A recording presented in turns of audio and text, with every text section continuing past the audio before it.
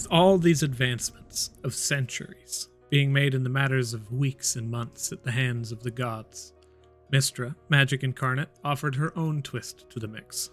Alongside Gond, with a blend of magical conduits, interfaces, science, innovation, and no small amount of patience, Magitech was born. Cores that sit at the heart of powerful technology that manipulates the weave to produce impossible feats, airships that move effortlessly through the skies, elemental pistols and rifles and levitating platforms, and much, much more. Though incredibly expensive and far outside the grasp of the common folk, companies and entire civilizations turn their gaze towards Amaranth in fear and awe, and that is in no small part thanks to Magitech. Welcome, travelers, to the Dragonleaf, the Teahouse where tales are told. It's me, McGermik. I work here now. This Teahouse between universes. I don't feel like it's the right fit for me, but it pays well. If you like the content, leave a like in the tip jar and subscribe to our weekly tales. Leave a comment in the suggestion box and tell us how well we did. That's it. Thanks for listening. And without further ado, it's time to open up shop. Bianca, hit the button. Wrong button, Bianca. There you go. Good little man. Hey.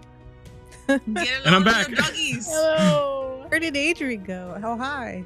What a mystery. I think Seal needs to retire again. You can assume that anyone else who works in this. Too, not like the crazy seaman. I really thought Demon. I really thought that you had said Baka instead of Paka, and I was like, whoa, what? Sealand. Sealand's just a Senpai little bit noticed me. he's a little bit into the culture. Yeah.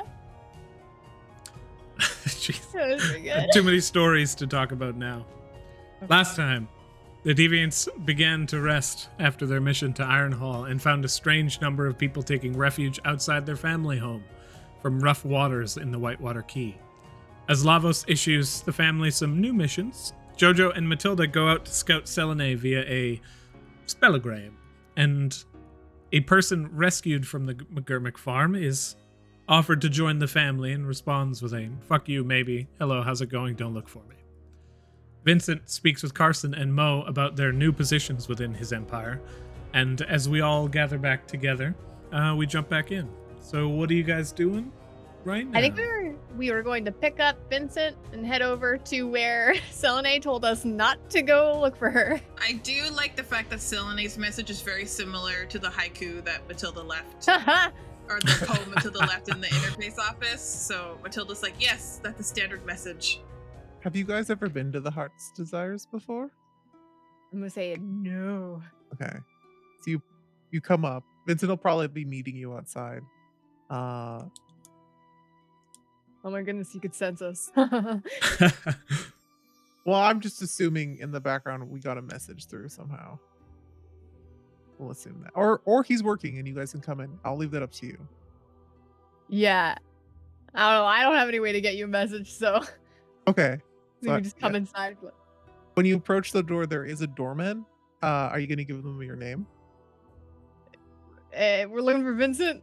You got a Vincent here? My name is Matilda, and we need to see Vincent. Please. They like scroll through a book and you say Matilda, VIP member, and they let you in. Oh my goodness.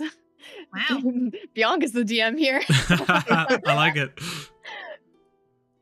No, I This sit is back. Bianca's world. No one is there to escort you. Like they basically gesture at the back, but you have to try and basically find him. Vincent! In the middle of I feel like a that's bar not the lounge, vibe, just yeah. shouting Vincent's name. No, Age, I would say you kick in because I want to. At this point, I think you've been allowed through the VIP entrance. So as you begin to move forward, that's taken note of. So as you call for Vincent, one kind of server immediately moves up and begins to usher you towards the back room. You move through no less than two nice, like large double door sets before you come up to a hallway where in the center is intersected with a large set of double doors. On the outside is Carson, currently standing, holding a raven on his shoulder and kind of issuing it commands. And as you stop, he just kind of gives a nod and slowly opens the door, where you see Vincent at his desk in the back. Hey, we gotta ping on Selenei. You wanna Hmm. come with us? Oh, you were able to get in contact with her so fast? Yeah, I used the telegram. Ah, makes sense. Vincent looks down at his notes. Sure, she owes me, so I wouldn't mind paying her a visit. She She wants. specifically said she doesn't owe us shit, but I mean, if you can convince her. Maybe she meant you. She said Well- she doesn't want us to be there, but knowing who she is, kind of, I think that's just like, Her personality is yeah. unique, but having someone like that, I think, could still be useful. People like her confuse me. They say one thing, but they mean the other. Okay, let's There's go. quite Come a few people like that in this world. But let's go. And Yeah, I Vincent usually will, don't associate with them. Hmm. 'Cause they can- there should be a carriage outside. Do we want to take it? Where is she? Just in the deanery. Dannery. Okay. Carson, do you mind go flagging us one down? And of course, watch the place when I'm gone. Bows and begins to move out. After 1 or 2 minutes, Carson returns and says, "A carriage has been prepared for you, sir." Thank you. Do you guys want any refreshments before you leave? It's on the house. No, I'm good.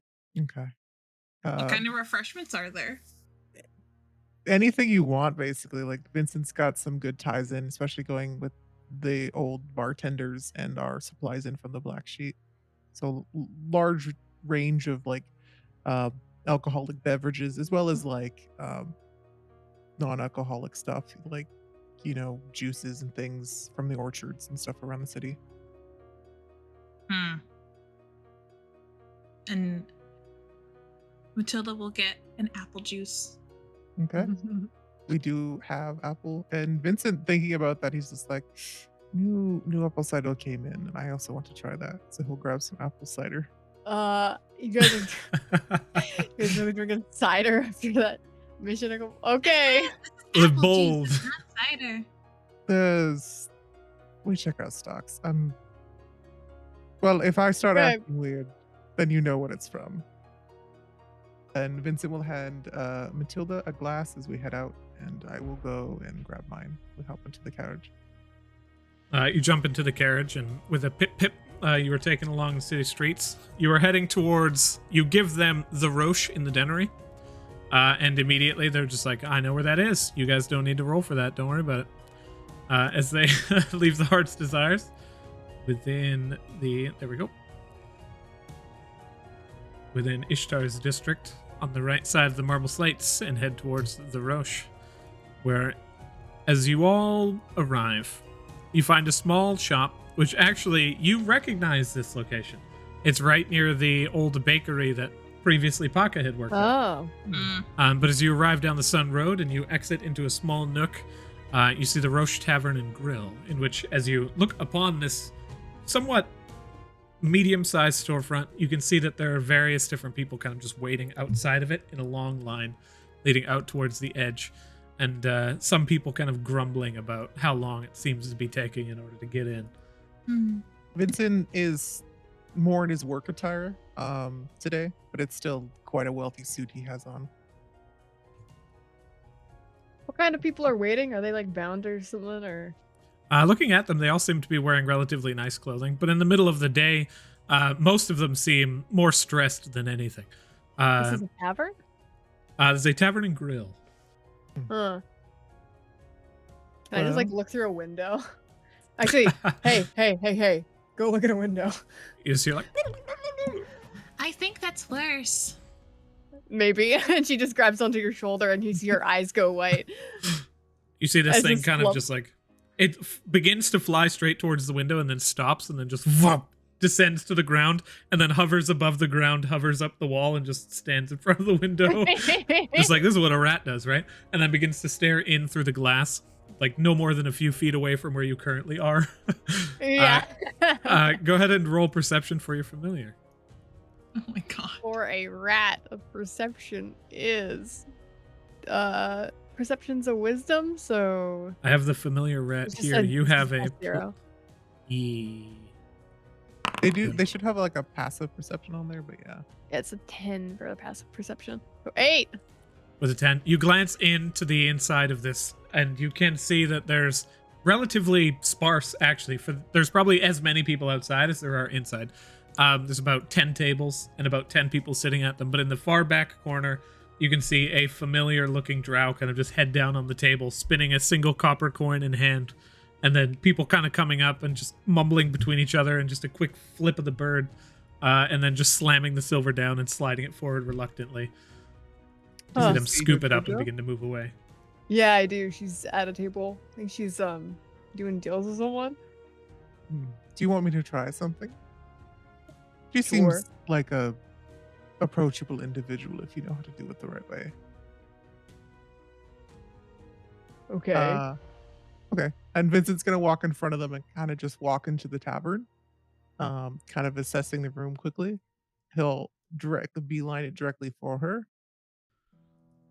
Roll a general charisma check with advantage for your currently wealthy clothing that you're wearing.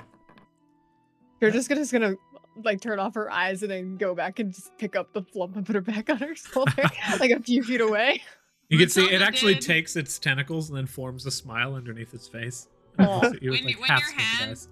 When your hand was there, Matilda had like interlaced her fingers in with yours just to keep you there in case we had to move. But you're like, when you gotta move your hands, you're like, Why are You're your like, hands "Oh, so okay." cold? yeah. You stride Oh, in funny. with a natural 20 for a 25, which I think it's been a lot of nat 20s this session. Nice.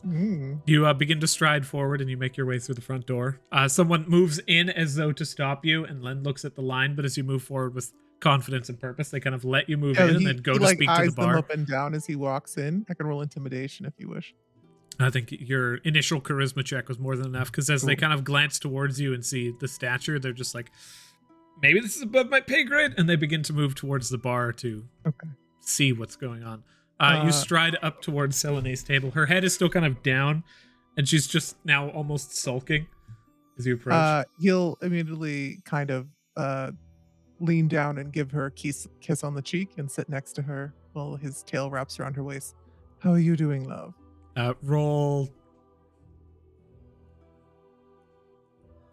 Actually, I think this is a save for Selenei. As you lean down, even just like your immediate breath, she like fucking jumps back immediately and brings like just karate chop hands up, and then looks towards you and is like, "Oh, okay, all right, well." The like tail comes up around the waist, and she sits back and looks down, glances over towards you, Are we and is able to follow Vincent in, or did people try and stop us? you begin to move in. Go ahead and roll charisma with disadvantage. Uh-huh. Sorry, guys. Vincent was. Is that both of us? involvement. Yes. 9. Mm. Oh wait, I Is believe it just straight charisma? Just a charisma check, yeah, with disadvantage. sorry, that is actually an 8.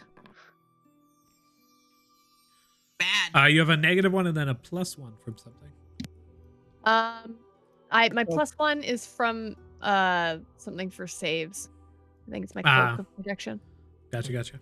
And then with the 7 and the 9, you were stopped at the door briefly as a person walks forward and says, if you don't mind, could I have your reservation? We were just Yes, with them. we're with them. You see over there. They look back and they look at Vincent, who's wearing clothing probably 6 times more expensive than yours. Then they look back and then look up and down the two of you. What are you wearing right now? Matilda, you're wearing kind of like your comfortable clothing. And Jojo, what are you in? She's in like a she's just like in like a tank top and like some baggy pants. By the way, her like tattoo is like her ash bond is like completely in view. She's his bodyguard. I'm his servant. We need to be with our employer, please. Roll persuasion. I feel like that's an advantage there. That's pretty good. Yeah, that's pretty good. Do I get And advantage? JoJo yeah, gave you can her have advantage on this by one. like stiffening up a bit and flexing her arm.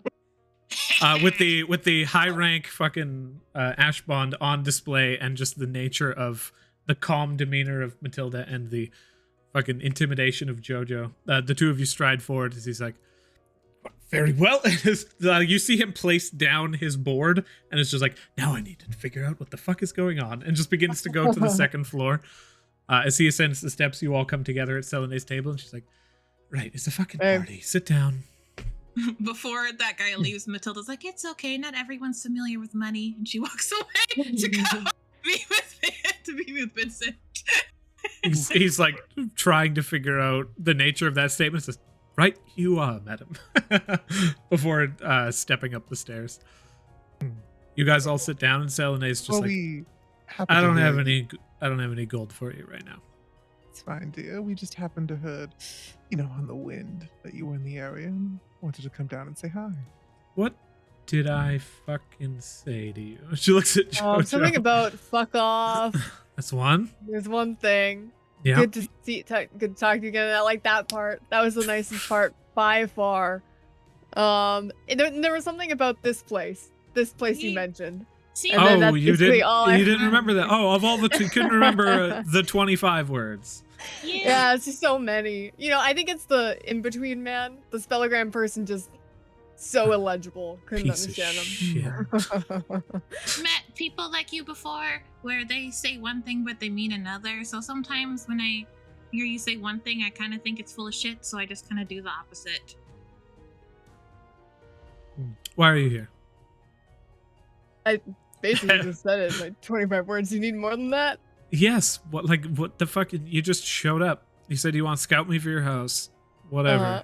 What do you want? Well, dear, this little place you're living in, Vincent will look around. And considering the fact you don't have any gold to give us, or to me, pay me back, not doing too well, are you? Yeah, we want you to be in our family. I don't know what else to add to that. Why? Your certain charm seems to have rubbed off on us. Well, I would have a way with you in a moment's notice, but these two really like you. You're also very, very useful. And I think you like being useful. Matilda, roll persuasion. Oh. Go, Matilda! Reading people like books!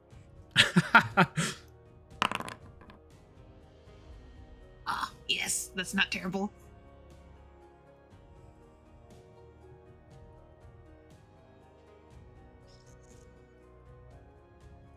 Buy me a drink.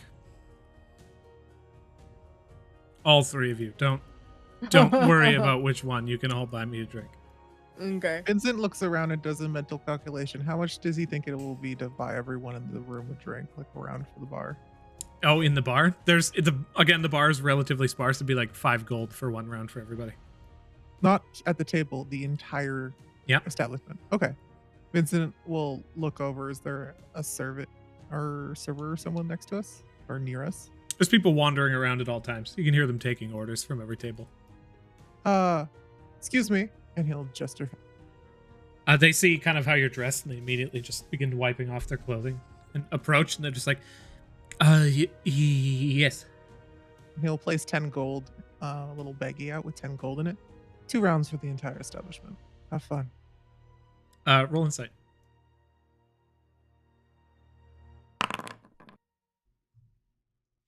$16. The way this guy's looking at that gold, you ascertain that not all of it's going to make it to the bar. Mm-hmm. I'll also get a drink. I'll also get 1 for me. Well, for her, but just 1.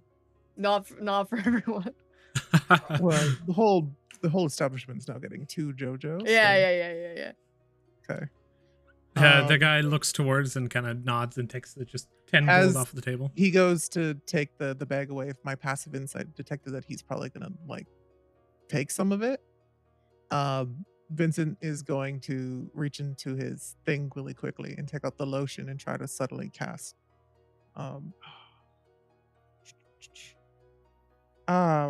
Sorry, I forgot. I don't have suggestion anymore. He's going to look towards him and just be like, make sure that gets back to the bar. And eye him up and down aggressively. You can go ahead and roll intimidation with advantage for Jojo, also just kind of like actively speaking to him recently. At 20, 25. I like it's like Nice or, Jojo talked to like, them cursed in a good recently. way. There's just a Advantage. passive lingering intimidation with someone with a second rank who's just like, and me too. And then he's just like, right. What would you like? Selenei, what would you like? You get 2 of Fishbowl. them. 2 fishbowls. 3 of them, because technically Jojo just got you another. Yeah. Matilda, you want to get in on this? Are those the ones that are shareable? Is it just the one? They are shareable by definition. But of course, Yeah. you know. No, Yeah. I'm waiting to see how shit-faced you get before I invest any money in stuff you're just gonna vomit back up. I think 3 fishbowls is anyway. And I then don't know you very well. as you guys start to get into the proper adventurer talk of I don't know you, the dude kind of gives a nod and begins to move over. You actually look around, and in this immediate establishment, you capture like one barbarian who's standing, fully exposed chest and incredibly muscular over in the corner, boisterous. You see a few bards who are fighting for who's going to play at the small stage in the corner. You see a rogue who's sitting on the edge of the room, kind of brooding in the darkness. And you see several people trying to hit on the bartender. Typical adventurer's establishment. And they seem to have seen it all. But as your fish bowls are delivered and most of the table is taken up by Selenei's drink, she kind of just like throws a few wooden straws in and just all points them towards herself. Yeah. So is there any reason why you're trying to, drown your miseries? If you opened up a bit, maybe we could help. I'm pretty good at helping people, dear. I think we misunderstand each other. These drinks were my purchase cost. I'm in. Oh, okay. Yeah, you guys helped me out. I feel like I can figure it out. No, I can always just abandon you if I need. She sits down and she takes a long sip. She stops and kind of looks over each and every one of you and kind of just closes her eyes and shakes her head, exasperated for a second. Just, sure. You want this fucking shitstorm in your family. I'm not going to take it. Why not? What class were you before, T? She pulls out like a small chain. There's about 10 now different like religious symbols, and she just clatters them on the table, and it's just like, how's the cleric? For all of them? No, most of these don't mean a goddamn thing. But people seem to like them. So it's good to have one of each, if that makes sense. Yeah, it's smart, because then they can't discriminate against you and you can get into different places. And you can always just put on the happy face of Saloon and say, we're just wishing to help everyone. Or you can just switch over to Lathander and be very self-righteous about everything. And very horny. And that's Suni or Ishtar. That'll get you. Horny will get you pretty far with those, yes. Well, so, okay, well. But there's no like 100% that's going to be the same this time, right? Or I'm pretty sure you would be. Your convictions towards wanting to aid and who you are as a person, have they changed much since then? Where my powers actually come from is a different story. But 2 drinks aren't going to buy that. Okay. No, I'm just going to be... Go ahead. Oh, well. They asked if your intentions of helping people have changed, and I was going to say no, they haven't, because even though all you had was a stick, you still tried to help us when we were in the weird Fae house. So if you were to get rebound, you would definitely probably get someone that has to do something with helping people if it wasn't a cleric. It would be something along those lines. If I get bound as like a civil servant or something, I could kill you all. Hey, you're like, I remember you were weird about like the monsters races. Is that going to be a problem still? Because we're probably going to get more in our family. You have to understand, dear. You have to separate the two. It's quite easy to tell. Some have a mind and the other ones just have noise. It's not, I don't hate them. I'm sure they have it hard. It's just that it's difficult. Spent a long time trapped in the dungeon in the past, and it's not pleasant. I guess. Surprised I got out alive. Vincent will lean in a bit and whisper in her ear, "How far did you get?" Because he knows this dungeon stuff's not supposed to be talked out loud. I think which floor you got to is pretty open for people to say. It's not yet. It's more specific information. Never got past the 11th floor. For the most part, we relatively moved pretty quick. I wasn't really the one who solved the puzzles, but I can somewhat remember some of the pathways. Would you go back in? Yeah, I have to. Unfinished business. A little bit. Chasing Everyone after always has some. a reason to seek the top of the dungeon. I'm looking to kill a prick. How do you guys feel about that? What's their name? The tail around her side just squeezes her into Vincent a little bit more. I like you. That means I'm fine with it, do you? She kind of like looks down at the tail. Doesn't make any moves to stop its current motion. And then says, he's one of those assholes who thinks that just having a title is effective enough. His title was Weaver. It was the easiest way that he could get. But I'm sure he doesn't want people to know that his name is actually Emmanuel. Have we heard of the Weaver? I feel like that name's come up before.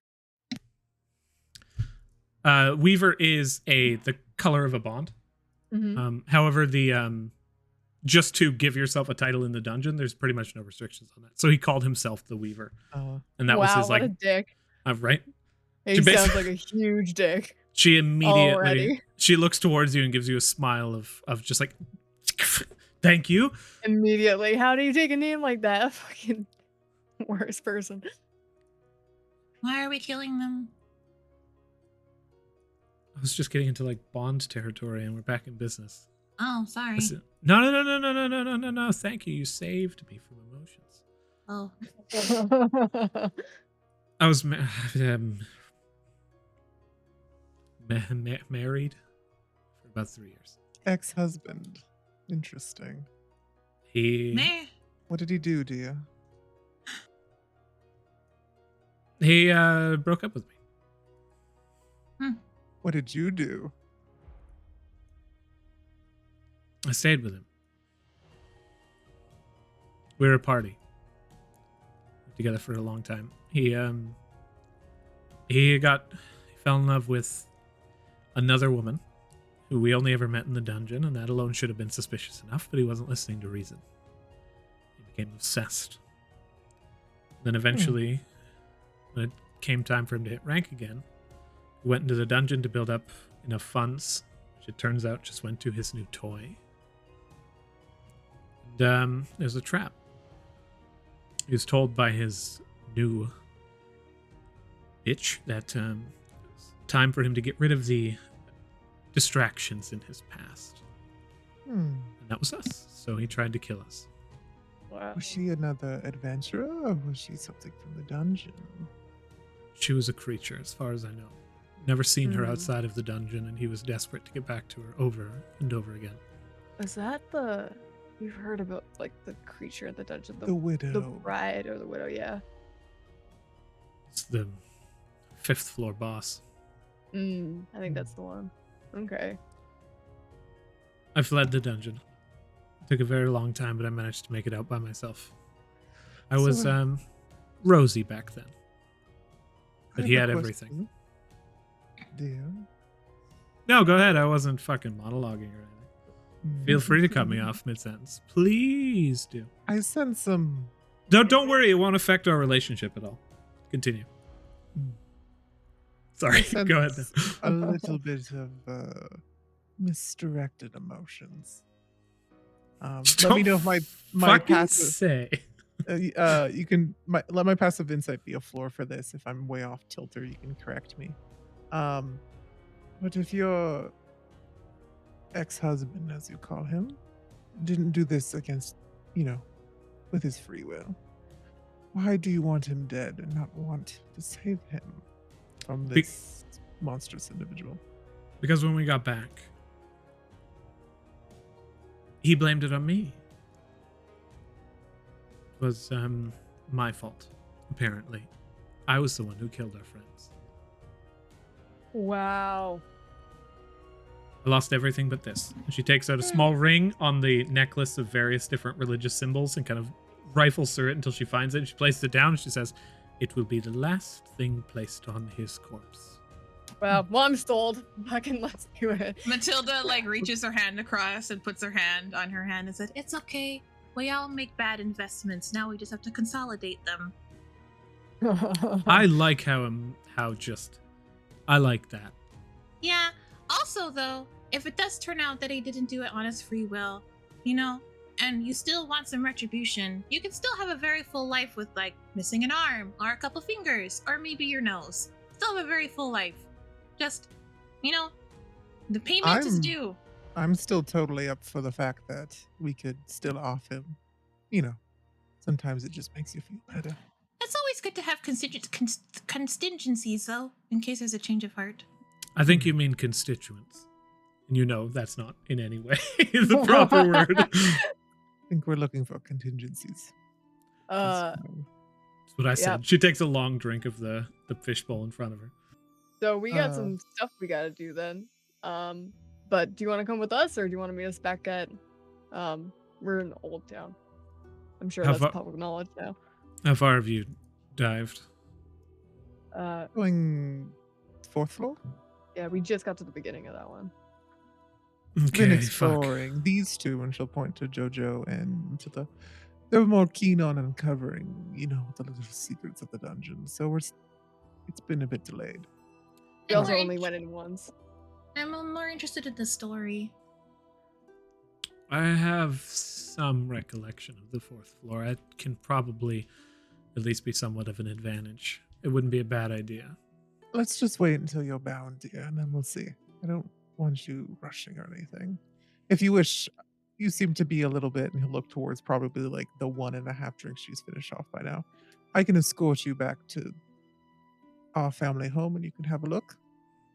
Unless you two want to come, or do you still have some unfinished business today? I mean, we were gonna go see my mom. But if you guys want to come too, then we can all go together. Also, there's a bunch of people. Selen. Would you like to go visit Jojo's mom? Fucking. I think she grabs your tail and just like gives it a light caress and is like, "I don't think we need to do that." For free. Well, another drink. They have tea there. No. I have shitty ale. You want it? Shitty ale? I'll get you another fishbowl. Of shitty ale? No, I'll get you a good one. Okay. Another one. Look around. Does everyone have fishbowls? It's actually a pretty common drink. It's basically just like you get a ton of liquor and also there's ice. Nice. And people seem to be pretty into that. But honestly, as you guys are looking around, like looking for just what's been going on here, you can see that just the air of intensity around your guys' table. Other adventuring groups of like greenhorns and newbies are looking on towards you guys with just like, fuck, that's how it's done. We need that kind of intensity in our discussions. And then they all begin to look towards each other being like, the dungeon is the place to be. They're just like theatrically we gotta go beginning to see move. my mom. But they have no idea. Gotta go talk to my mom. We got tea at home if you like. We got some crackers and cookies. Well, let's call it a date. We'll start heading back to the manor. I want to make sure Selen makes it there. Can you still walk here? You guys are coming with us, right? Yep. I just paid for another fishbowl.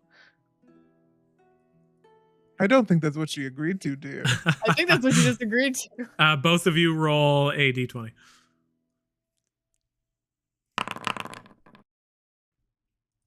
We'll catch up. Oh, I think we can swing half hour. fine.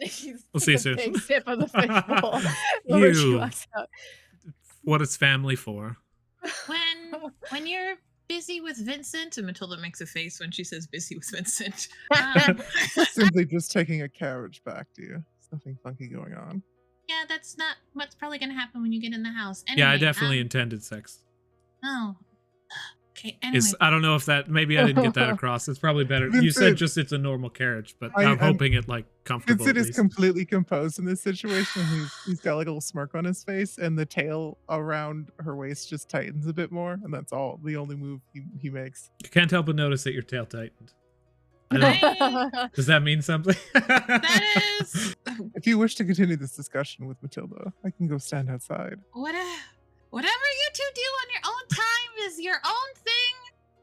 My family told. Okay, relax. Matilda, dear, if you seem like someone whose insight in this area might not have as much experience, and someone who likes to know things. I can't promise I'll personally give you that experience, but I can point you in the direction if you're interested. Like having sex? What? Whatever you wish to call it. Some people like to use making love. Or you could simply use it as an academic means. The bar looks over towards you guys with intense interest. Really? I think I'd be okay. I think I just have to walk up to someone and be like, "Hi, I would like to practice biology with you," and then they would come along with me. I don't know. I'm not interested in this. You need to think about modus operandi of how we're going to kill your ex-husband, what we're going to need, how long you're wanting them to suffer. It depends on where you put things, and if we want a monologue, we should probably figure out what that's going to be. So. Fun having sex, but keep that in mind. And now I'm Thank you, Matilda. We will. Shortly after. The expression of people around the table that heard all of that. Yeah. From murder to sex, back to murder, and then just it's a Tuesday. Oh, adventurers, they're crazy. The person who is probably like a bartender bond at the back corner is just like, I've seen it all. As you guys prepare for the next leg of your journey. You guys first arrive at the Lavender Cafe, and then it's like another half hour before Vincent's carriage also arrives, and kind of you were already settled in comfortably. Oh. I don't think I caught on to what was happening. We're coming to the Lavender Cafe, but they were gonna catch up. Yeah, basically. Oh, okay. I thought they were gonna go to the family home. Yeah, I was really confused. That role was to go back to the family home. The Selenei was in control of this one, and she was like, to the Lavender Cafe, and be slow about it. Whoa! What? Oh, so we got like a Seriously? private carriage. I get Yeah. it. Yeah. Ew. Okay. Vincent would get one of those ones that don't need a driver. It's fully enclosed. He'll pay Ooh, for it. expensive.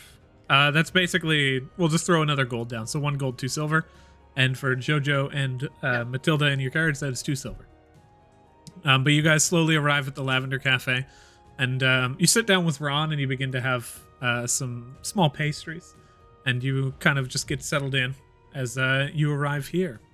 You are requesting Jojo's mother, Rowena, and to your surprise, Jojo, she's here. Hey. She comes down shortly and sits down at the table, and like 5 minutes later, Vincent and Selenei show up. When Rowena shows up, they're just gonna be like, has it grown at all? Is it you matched it to that mole before? Is it at that same spot? When you say like, has it grown at all? Selenei enters into the room, just like, ha, and sits down, and just looks at you, waiting for you to just break composure, just staring daggers into you. But you To remain me composed. or Jojo? Jojo. And then Rowena kind of looks over towards her and then back towards you, and it's like, a friend? Yeah. New Soon to be member. family member, hopefully. Yeah. And Vincent will sit down with the group, basically. Selenei sits down and says, I'm the edgy one, and then leans back against the wall. You're just taking I thought I breath. was theatrical. Yeah, you mean that you're emotionally jagged. That's how edgy you are. That's all about my backstory. It's a Jojo difficult thing. goes to like move Mom's sleeve up so she can see if it's grown because she didn't respond. You see that it has not grown, but it has not receded. Okay. Then Okay, Selenei that's good, also that's looks on towards us and is like, holy fuck. And then just leans back and kind of just takes a back seat in the situation now that it seems serious. She looks towards all of you and says, I don't know who that is, but I have been given clearance to introduce you to someone who can debrief you somewhat. Mystra seems to be aware of your exploits, let's say. Yeah, the fact that we basically one-shotted her mission she's been trying to do for months, I would expect a bit of recognition. But let's see who this person is. I don't think we could necessarily say one shot. But, Not quite fixed yet, huh? Not entirely. We have... At some point, we can visit the... Excuse me, do you mind if you just leave temporarily? This is somewhat more... Selenei just stands up and is just like, I didn't sign up for family stuff in the first place. She's like, I sincerely don't want it to be rude in any way. I think this is just the most straightforward way that I can issue that she is not within the inner circle of valuable secret information. As I sincerely don't mean to be rude in any format. Selenei is just like, hey, you are being rude. It's fine. Vincent will... A keyboard will show up and he'll type a couple keys and he's going to summon his unseen servant, and some coffee or tea from one of the areas will float over to her. I got you, dear. Just go wait over there. Hey, Yuka, can you show my friend Selenei around? I don't know, show her the backyard or some dirt or some shit. Oh man, we got some pretty good dirt in the back. Selenei's just like, stoked. Welcome. Thank you. A small container of like a wineskin also float over into her hand. Snatch. As the two of them move, she's like, here, Yuka, you can have this one. She hands him the coffee and she takes the wineskin. It's just like, okay, so this one's called Velercius dirt, and you know that's just made up. As he begins to school her. That's made up. With absolutely no. She's like, that's sweet. Begins to make their way to the back. You hear your sister just be like, who the fuck is this? As the door opens and closes. And everything calms down for a brief moment. I do want to say, Adrian, that you really know how to roleplay kids, and I appreciate it. A lot of times when I hear other DMs, they just make me want to die when they roleplay kids, but you're pretty good at understanding what is appropriate for each age group. So thank you for not making me want to throw myself off a cliff every time I hear someone roleplay a kid. Anyway, sorry. I was a kid once. I think it ended a week ago. I was not born. Yesterday.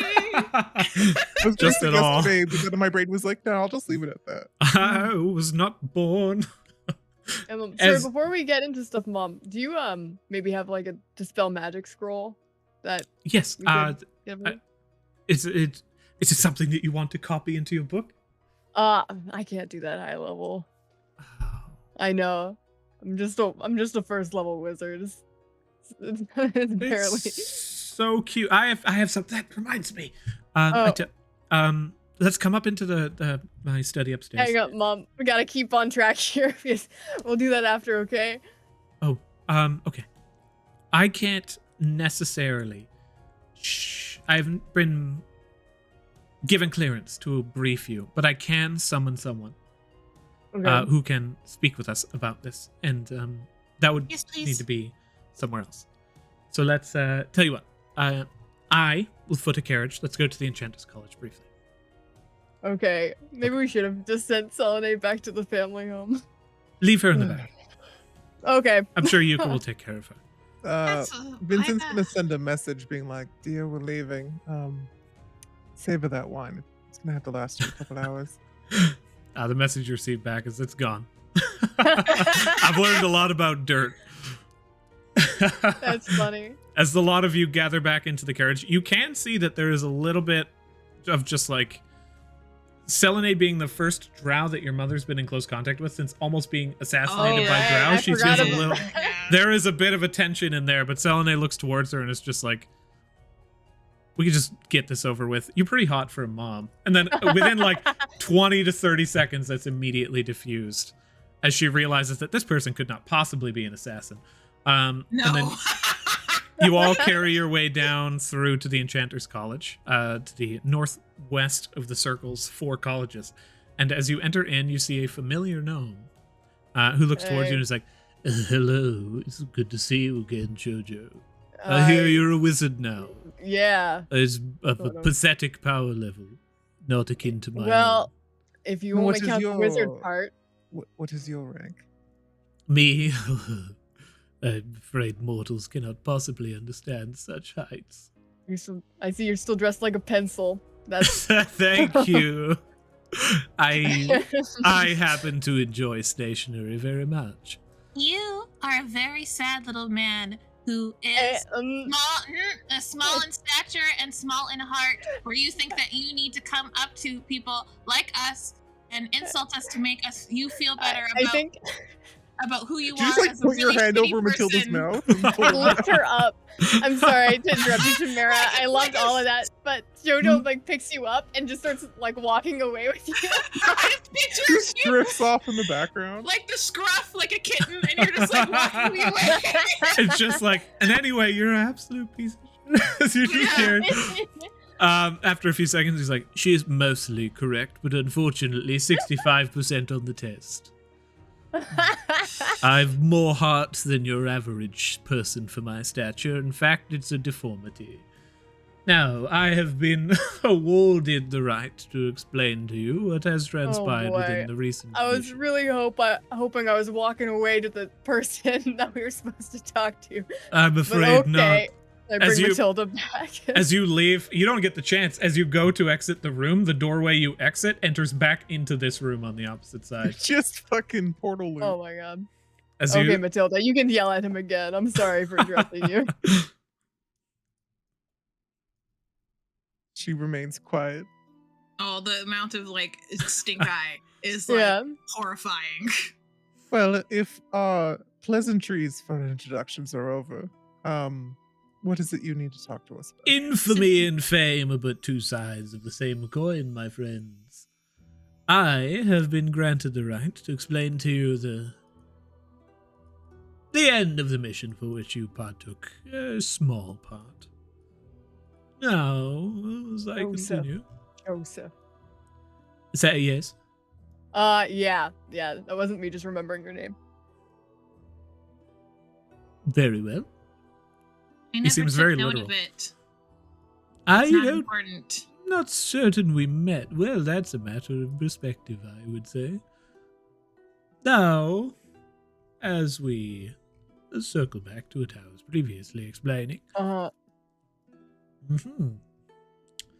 the two of you, and also you and Killian, as I am to understand, have traversed great distances to Ironhall, where you had, thankfully, recovered Rowena Manx, a friend.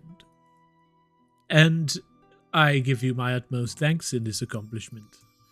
The happenings within Ironhall have been made known to a select few, of which you find yourselves a party. Now, Mr. Herod Bree is missing.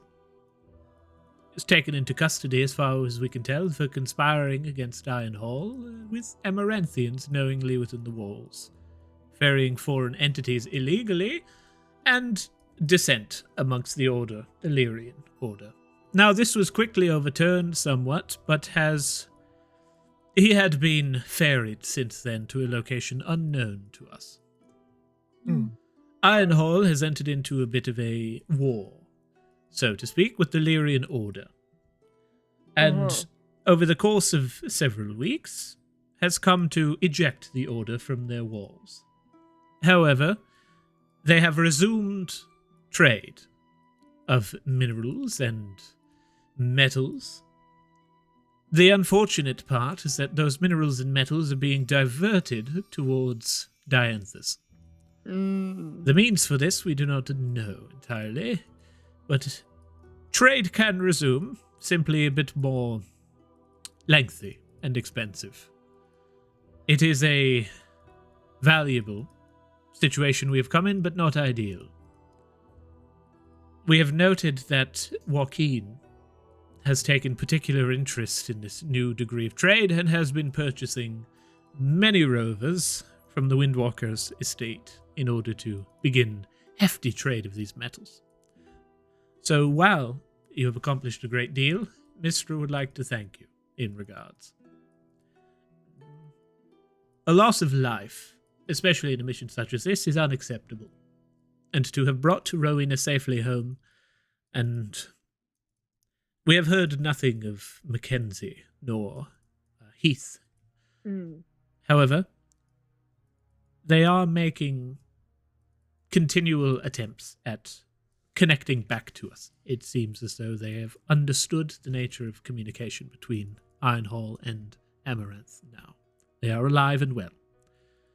And I believe we have you to thank for this as well, in a very small part. So, we can offer each of you 2 common magic items as thanks. If you have anything that you wish in particular that you would like, or anything you know about would be of interest, then you can let us know. Else, we will pick something for you in the coming weeks. We'd, Is that each, or? Indeed, of the 4 of you who had participated within this mission. the meeting of the gods at the end of the is it the end of the summer? Yep. We'd like Mystra to vouch for Lavos. That is a tough sell. You're asking one of the powerhouses of the city to offer... To give him a chance. If you It got anything else seems you need us unlikely. to do, we're willing to, you know, make it less of a tough sell. You know, it's really interesting because Mystra apparently does not like the loss of life, so we helped out making sure one of her own came, but then when we ask for all of her, for only for her to give and put in a good word for our patron, that she won't do that? I frankly don't consider you all to be that valuable. And Rowena looks towards him with a frustrated look, and he says, and it is me you must impress for me to speak to people who are above me, and above them, and above them. So you do not speak with Mystra, for if you did, maybe the answer would be different. You speak with mortal men now. Vincent's gonna eye this. He's been pretty quiet in the back. He's trying to kind of assess the situation. What does this individual seem like? Can I give him like a vibe check on him? He's obviously he's got a high on himself, but it's not the typical type. Go ahead and roll insight. Vibe check.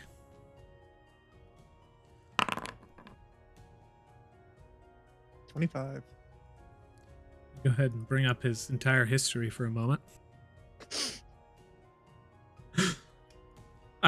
Joseph is a gnome who stands at a very short stature, but stands with the power of someone 5 times his height. As he stands, he has like previously mentioned, he wears kind of almost like a Charlie Brown print shirt that leans up towards a black head of hair that is prim and properly pulled back, akin to a pencil. With a pencil-thin mustache. And as he stands, he does so with the weight and influence of what seems like respect equivalent to businesses that you would love to deal with.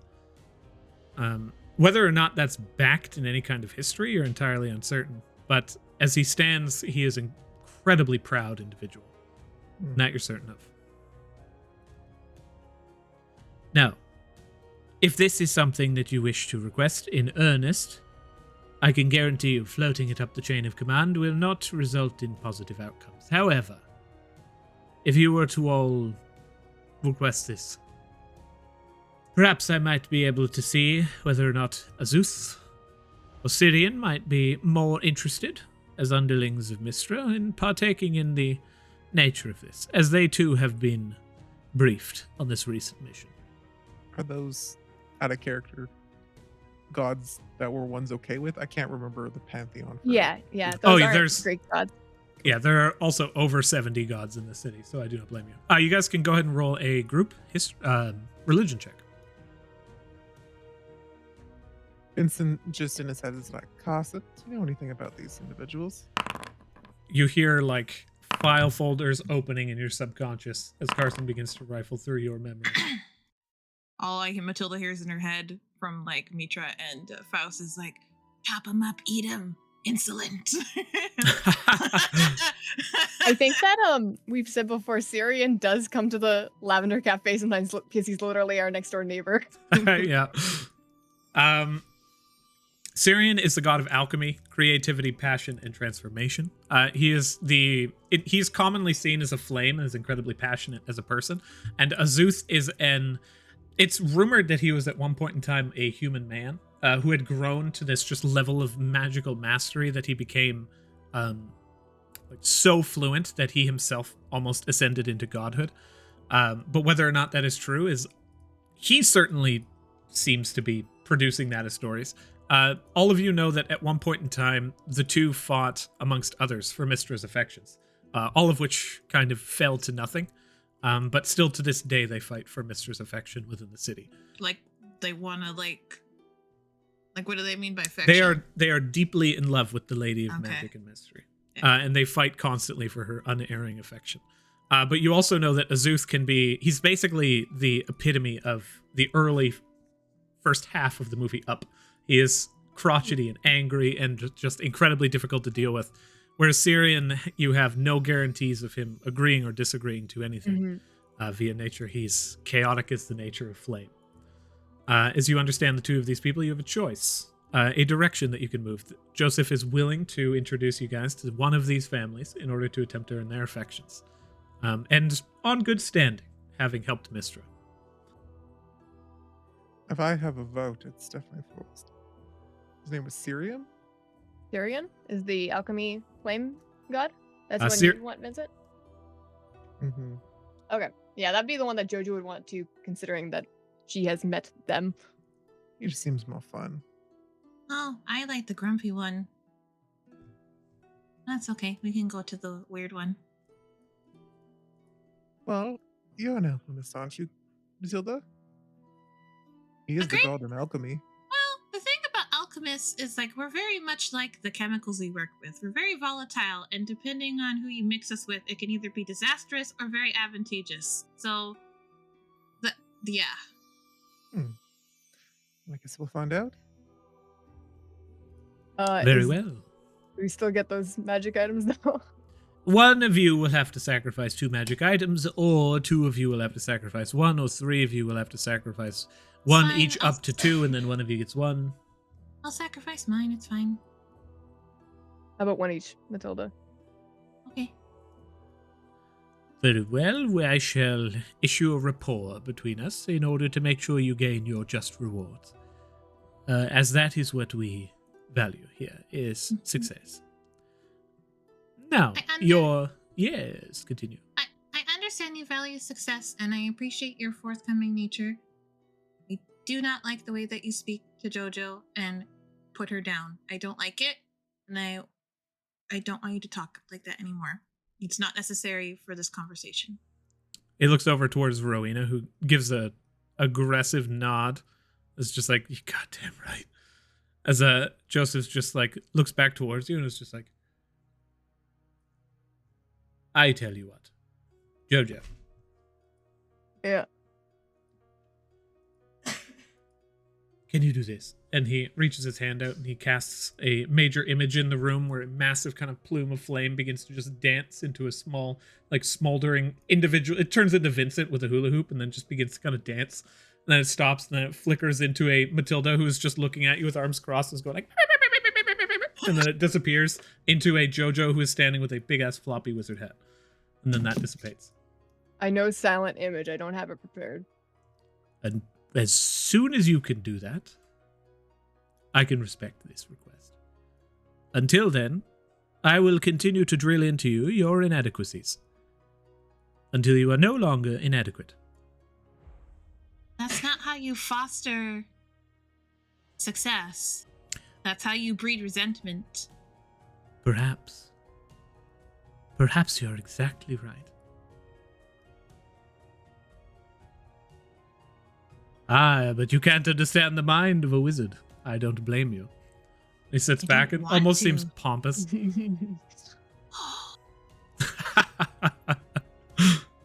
I can tell you right now what this guy is experiencing is like, and the way he's acting is either so ingrained in his like life story that it seems to make sense to him and would for nobody else.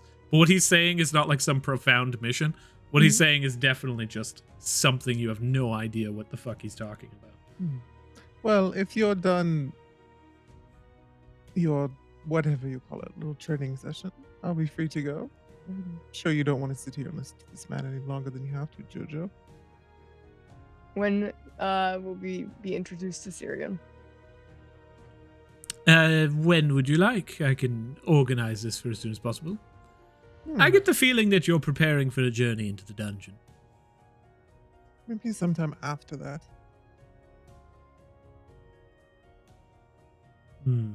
Relatively early into the dungeon. I'm going to go ahead and roll. And you're uncomfortable. Uncomfortable with the length of journey ahead of you. You're entirely uncertain how long it would take. Third or fourth? I think fourth floor. Difficulty with the uncertain nature of the distance, which means you have information you shouldn't have. That's valuable. That's important. That's interesting. So you're more well connected than I think you should be at the rank that you're at. And you're growing rapidly. Fascinating.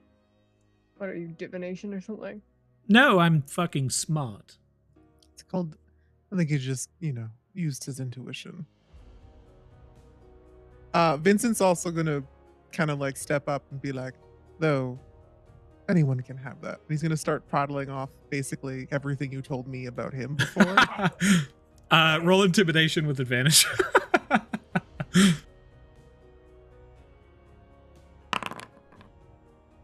Nat 20, 25. Fuck. After like 15 seconds, he's like, don't tell them about my childhood. Get out!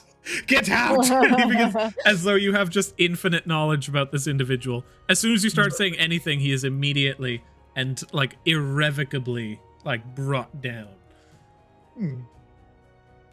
As you guys slowly are moved outside of the room and you leave the area, Joseph stands at the back and is just like shores up his shirt, looks out and closes the door, and as the door closes, like a smaller door slowly places itself in the way. He reminds me of like a professor from the school. He's not the most pleasant individual. You know, right? But sometimes you have to appease them to get past them. Matilda wipes some blood because she bit her lip so hard that it was bleeding. Mom, is he in the ring? He is.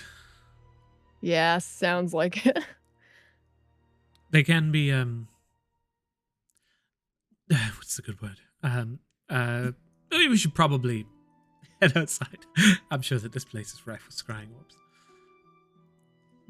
Okay.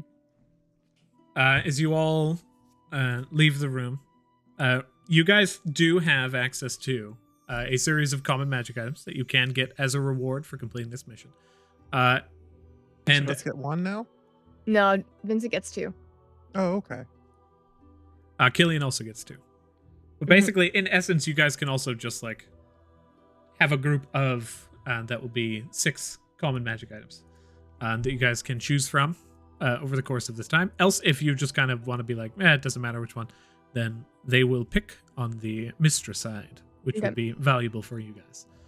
And as you leave in just this not a positive taste in your mouth from this pompous individual who just managed to finish offering you this scathing review of this mission that you had recently taken. You find yourselves outside, and Selenei kind of managed to make her way down the street looking on towards you as you all leave, and it's just like turns and begins to move down a back alley. I have a rifle in my bag, and I take out one of my vials and I smash it against the wall because it was so bad. Dear, we need to have. You should talk to Lavos. He does like a morning yoga meditation. I think you might benefit from that. That won't work when both voices in my head are screaming at me to either cut out their tongue or remove a few of their fingers. So that was my, and I kind of like shuffle the glass for a little bit. Vincent will cast prestidigitation to clean it up. So, I feel a bit better now because I destroyed something. But, I didn't Good like to that. know. Fight when we get home. Hmm? You can You can punch me if you want. I think it's more of a spa training. Yeah. Doesn't mean like That's a really stupid offer. Why would I want to hurt you when I'm mad at this person? Well, you just take out, just punch anything.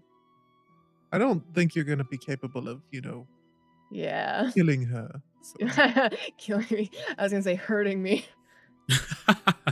Well, it depends what she uses. If it's a fist, yeah, you'll probably be fine. Hey, Mom, the spell magic scroll. Do you have like an ashen one or is it a wizzy? Rowena is also kind of like just, you can see the teeth clenched and this mad frustration. And also there's like just a degree of history there that's leading to a lot of this frustration, as you guys can tell from your collective passives. From what I understand, Rowena, does each individual scroll have its own class? So if that scroll is usable by a wide range of classes, they can all use that one. The ashen one can just be used by ones outside of that, right? That is absolutely correct. That is the nature of scribed scrolls. You mentioned here, Jojo, I can absolutely gather you a scroll if that's what you like, and she's completely absent-minded. Is that what you were asking? Sorry, I was thinking about something else. Rena, deep breath and focus, please. I know that he sucks, but we need you on your A game. Where are we off to next, my dear little family? It's getting late, right? Maybe we should head home.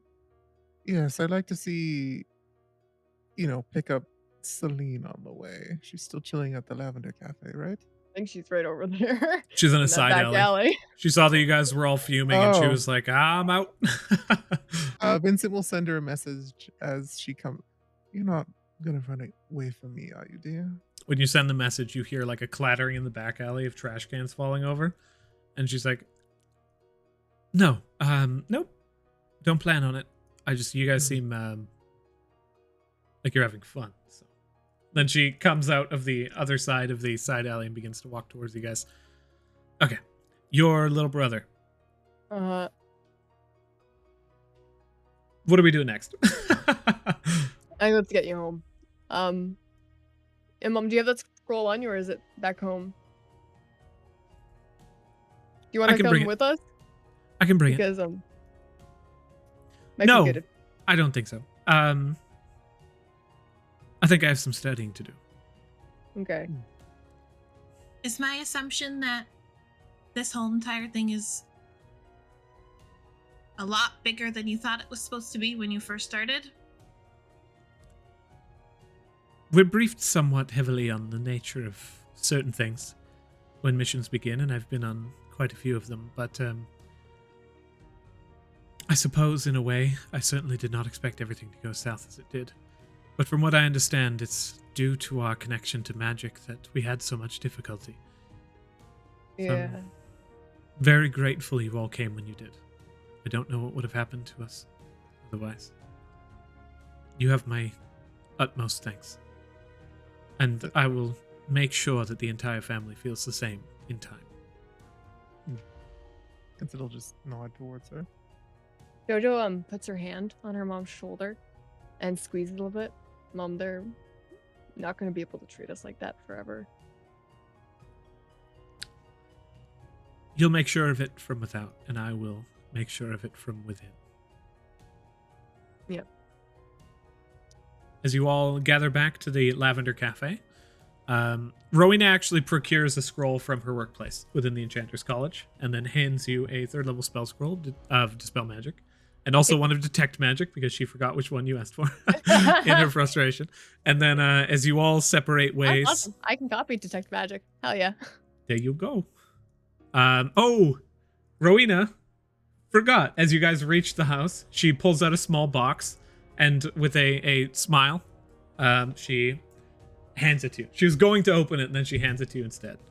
She says, Jojo, this is yours. Okay. Yeah, and she opens it. It is a particularly large and very floppy wizard hat. As you look at it, the bottom side is inscribed with runic enchantments. And as she hands it to you, she says, I've been holding on to this for quite some time, but I wanted you to have this. I'm very proud of you, and I just wanted to show you that. I hope it protects you in the dungeon going forward. Thanks, Mom. Does it have some Does it sort get- of enchantment on it? Or? Does it get big? She like sort of whips it and tries to like. Is it like it's a small box and then when it gets it's small and it gets bigger?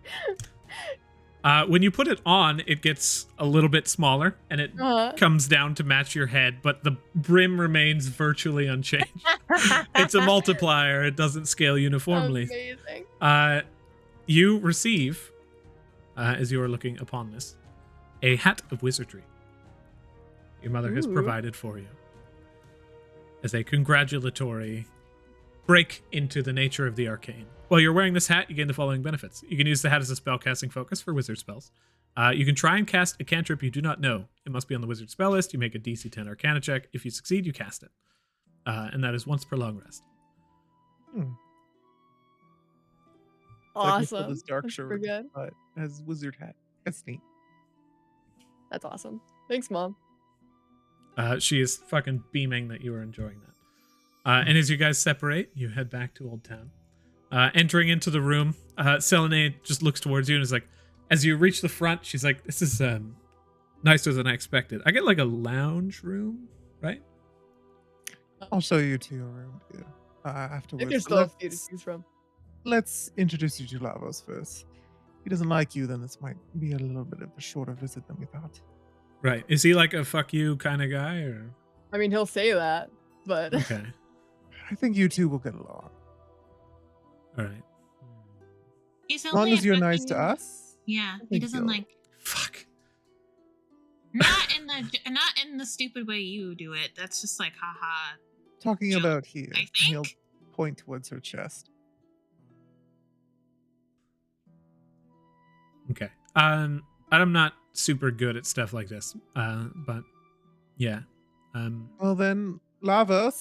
No, Let's no, go no, call no, out no, and no, we- no, no, no, we no, go not to yet, it. not yet. Lavos opens the door and he's like, "What, you called me?" And she's like, "Fuck, thank you." And then turns towards Lavos, just like, "Buy me into your family." He just kind of Man, looks you back are for a bad second, at this. takes off his glasses and just looks up and down. He's like, "Yeah, all right." Yeah, She looks back to you guys and was like, "Huh? we like Yep. her. Yeah, I could tell. I don't think you bring her all the way this way down the fucking road if you didn't." Then she looks back towards you guys and is like, "I think it's going poorly." Yes, it is. He's going to kill you.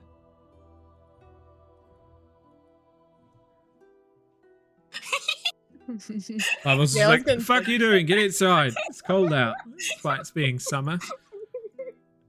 We're at the bottom of a valley over there. It gets cold. We got a waterfall right there. Come on, hurry inside. It's wet."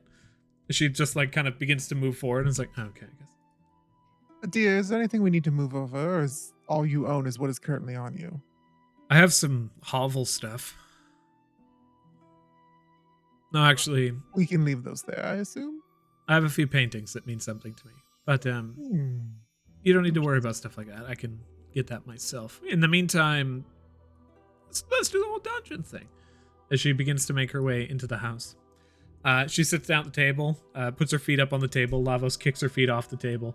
Her feet land on the ground and she looks over and she sees Paco staring up and she just like lurches back for a half second and then 3 lizards appear in a totem pole on the right No, side. She that's stares me. over. Out of the family. That's Wait. Paka. He's our mule. Yeah. Hi. 3 lizards? I thought there was 2 lizards. There's There's 3 another here. one now. Oh man. What? Maybe there was always 3 and we just didn't count them right. Maybe so I'm fast. forgetting. Who knows? But as Paka sits there and stares out towards you guys, he's just like, "Hi." He's harmless, dear. He's like a baby. You met. I know. It's just he's very close. He's like, "I do that." And then he like sits on her lap and she just raises her hands. And then Lavos is like, "This is a good spot." Places one finger on her forearm and she kind of sits there and she's like, Okay. Lavos, come on, consent. Don't be a dick. "Is your forearm good?" She's like, "I prefer somewhere more hideable." "Oh, Really? you're a fucking rogue or He something, just are puts you?" his hand. No I'm kidding. Just Just- like over her face. "Do like here." And she brings her cloak down. He's like, "Back of your spine, right? Good spot to hit an axe with." He places his hand there. He's like, "No, I didn't mean anything by it." It's like, this is a good one. This is a good relationship right here. He places his finger on the back of her spine below like the 10th disc. I do not know. But as she sits back, you guys all kind of watch onward as the ash begins to slowly move. Very carefully and closely, landing patiently upon her body. And as it all begins to sink in, a pale light begins to shine out. As she sits back and takes in a deep breath, she opens her eyes and you see a faint fleck of gold within them before they fade away to their standard, almost silvery hue. She sits back, she says, What rank is she? Los raises his hand back and says, you got a lot of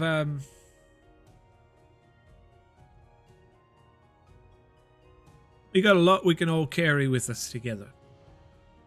You're family now, and that matters to us all. I just want to tell you a few things.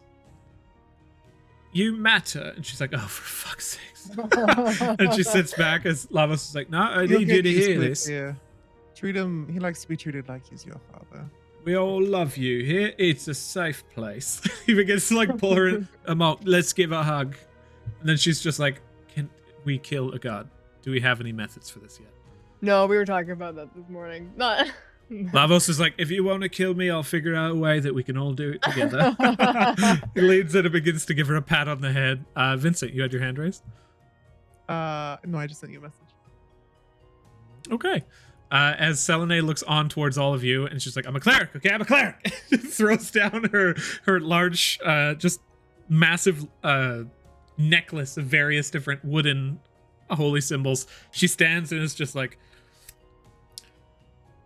This do way, we have any love. meat? And Vincent will point Yeah. towards where he'll show him the room, or her room. I'm not gonna gloss Oh, over this one. we You can't guys have hear you. meat. Says I'm not gonna gloss over this one. You guys just said you have meat, yes? Yeah, probably in the cool room. Show me to the meat. Show me to it. Okay. She begins to move over. She's like, I have not eaten properly in days. I think as Jojo walks towards the kitchen, Jojo's like bedroom door like cracks open, and you see like the 3 bushes, and they come out and like and they're just like yeah, and just places on her shoulder. Okay, yeah, this way. Lavo, she really likes flesh, whether it's eating it or I don't know, touching it. I don't know. I think she's just malnutritioned or something. It's fine. We should all offer her as much support as we can. Oh, we will. Is We're it gonna that kill bad, her Levels? husband. Worse than mine? No, but it's a matter of perspective. They always are. You got a steel spine on you. And her, she's a result of a lot in the past. Aren't we all? Have you Aye. ranked our backstories, Lavo? No, dear, Guys, you know about this. When he bonds us, he gains information on our past. Yeah, but it just made it seem like no, Lavo it's has not. like an active like hierarchy in his head of like who. You're all a 10 The out of stories 10. are so sad. I love every one of you 10 out of 10. I don't know about that, Lavos. Oh, you should. It hurts my feelings. It's not fun. And Take you it get back. sad about it. Okay, Take it fine, back. I take All it right. back. Come in for hugs. No. Vincent All right. leaves the room before he's requested to hug Mavos. All right, well, here, let's take a brief breather. I'll get some tea and we'll talk about this. Does And everyone as we're leave the room? Yeah, it's Everyone's just you and gone. Mavos in Yeah. there. Yeah, and then Matilda waits everybody leaves, and she runs back and gives him a hug quickly, and then leaves. Oh my god. I love it. Lavos, Like, wait. the camera just pulls to the side as you see this like brilliant dining room, and then like Lavos places a teacup down in front of Paco, who sits up, and you can just see the top of his snout as he slurps, and then Lavos just has a single tear rolling down as he takes a drink, and that is where we'll take a break here. As you all find yourselves within the family home, Lavos endeared by recent happy hugs, and Selenei kind of making her way towards her own special bedroom. So she sits down and looks at kind of the large room and is ushered through by Vincent. Vincent, your mother kind of like catches on to another new person in the house, and you see quickly retreats to her bedroom.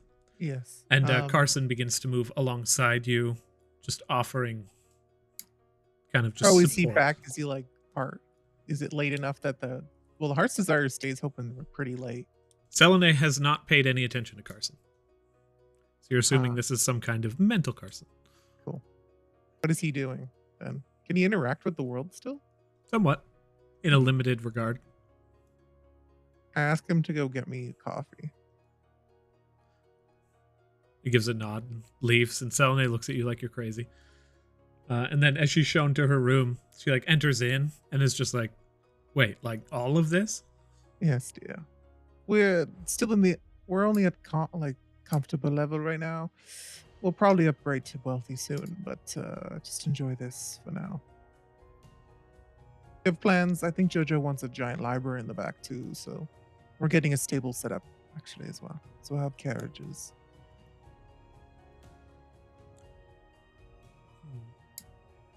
You're not gonna like ask me to kill my brother or my sister, are you? No. Is this... He'll lean down a little closer. If you wish to talk about your past, I can help you, but these vague statements paint a pretty distant past. Your previous family asked you to do that, didn't they? Or something can do it. Roll persuasion.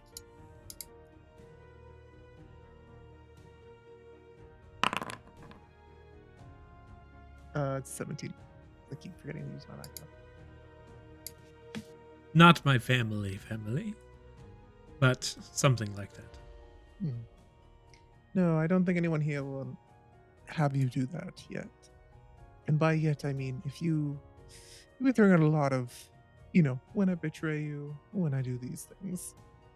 If you do ever pursue those thoughts, and they become more than thoughts, then who knows? But I don't think that'll happen, love.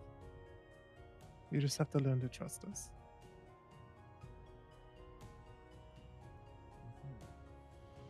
Oh, and speaking of which, I have a present for you.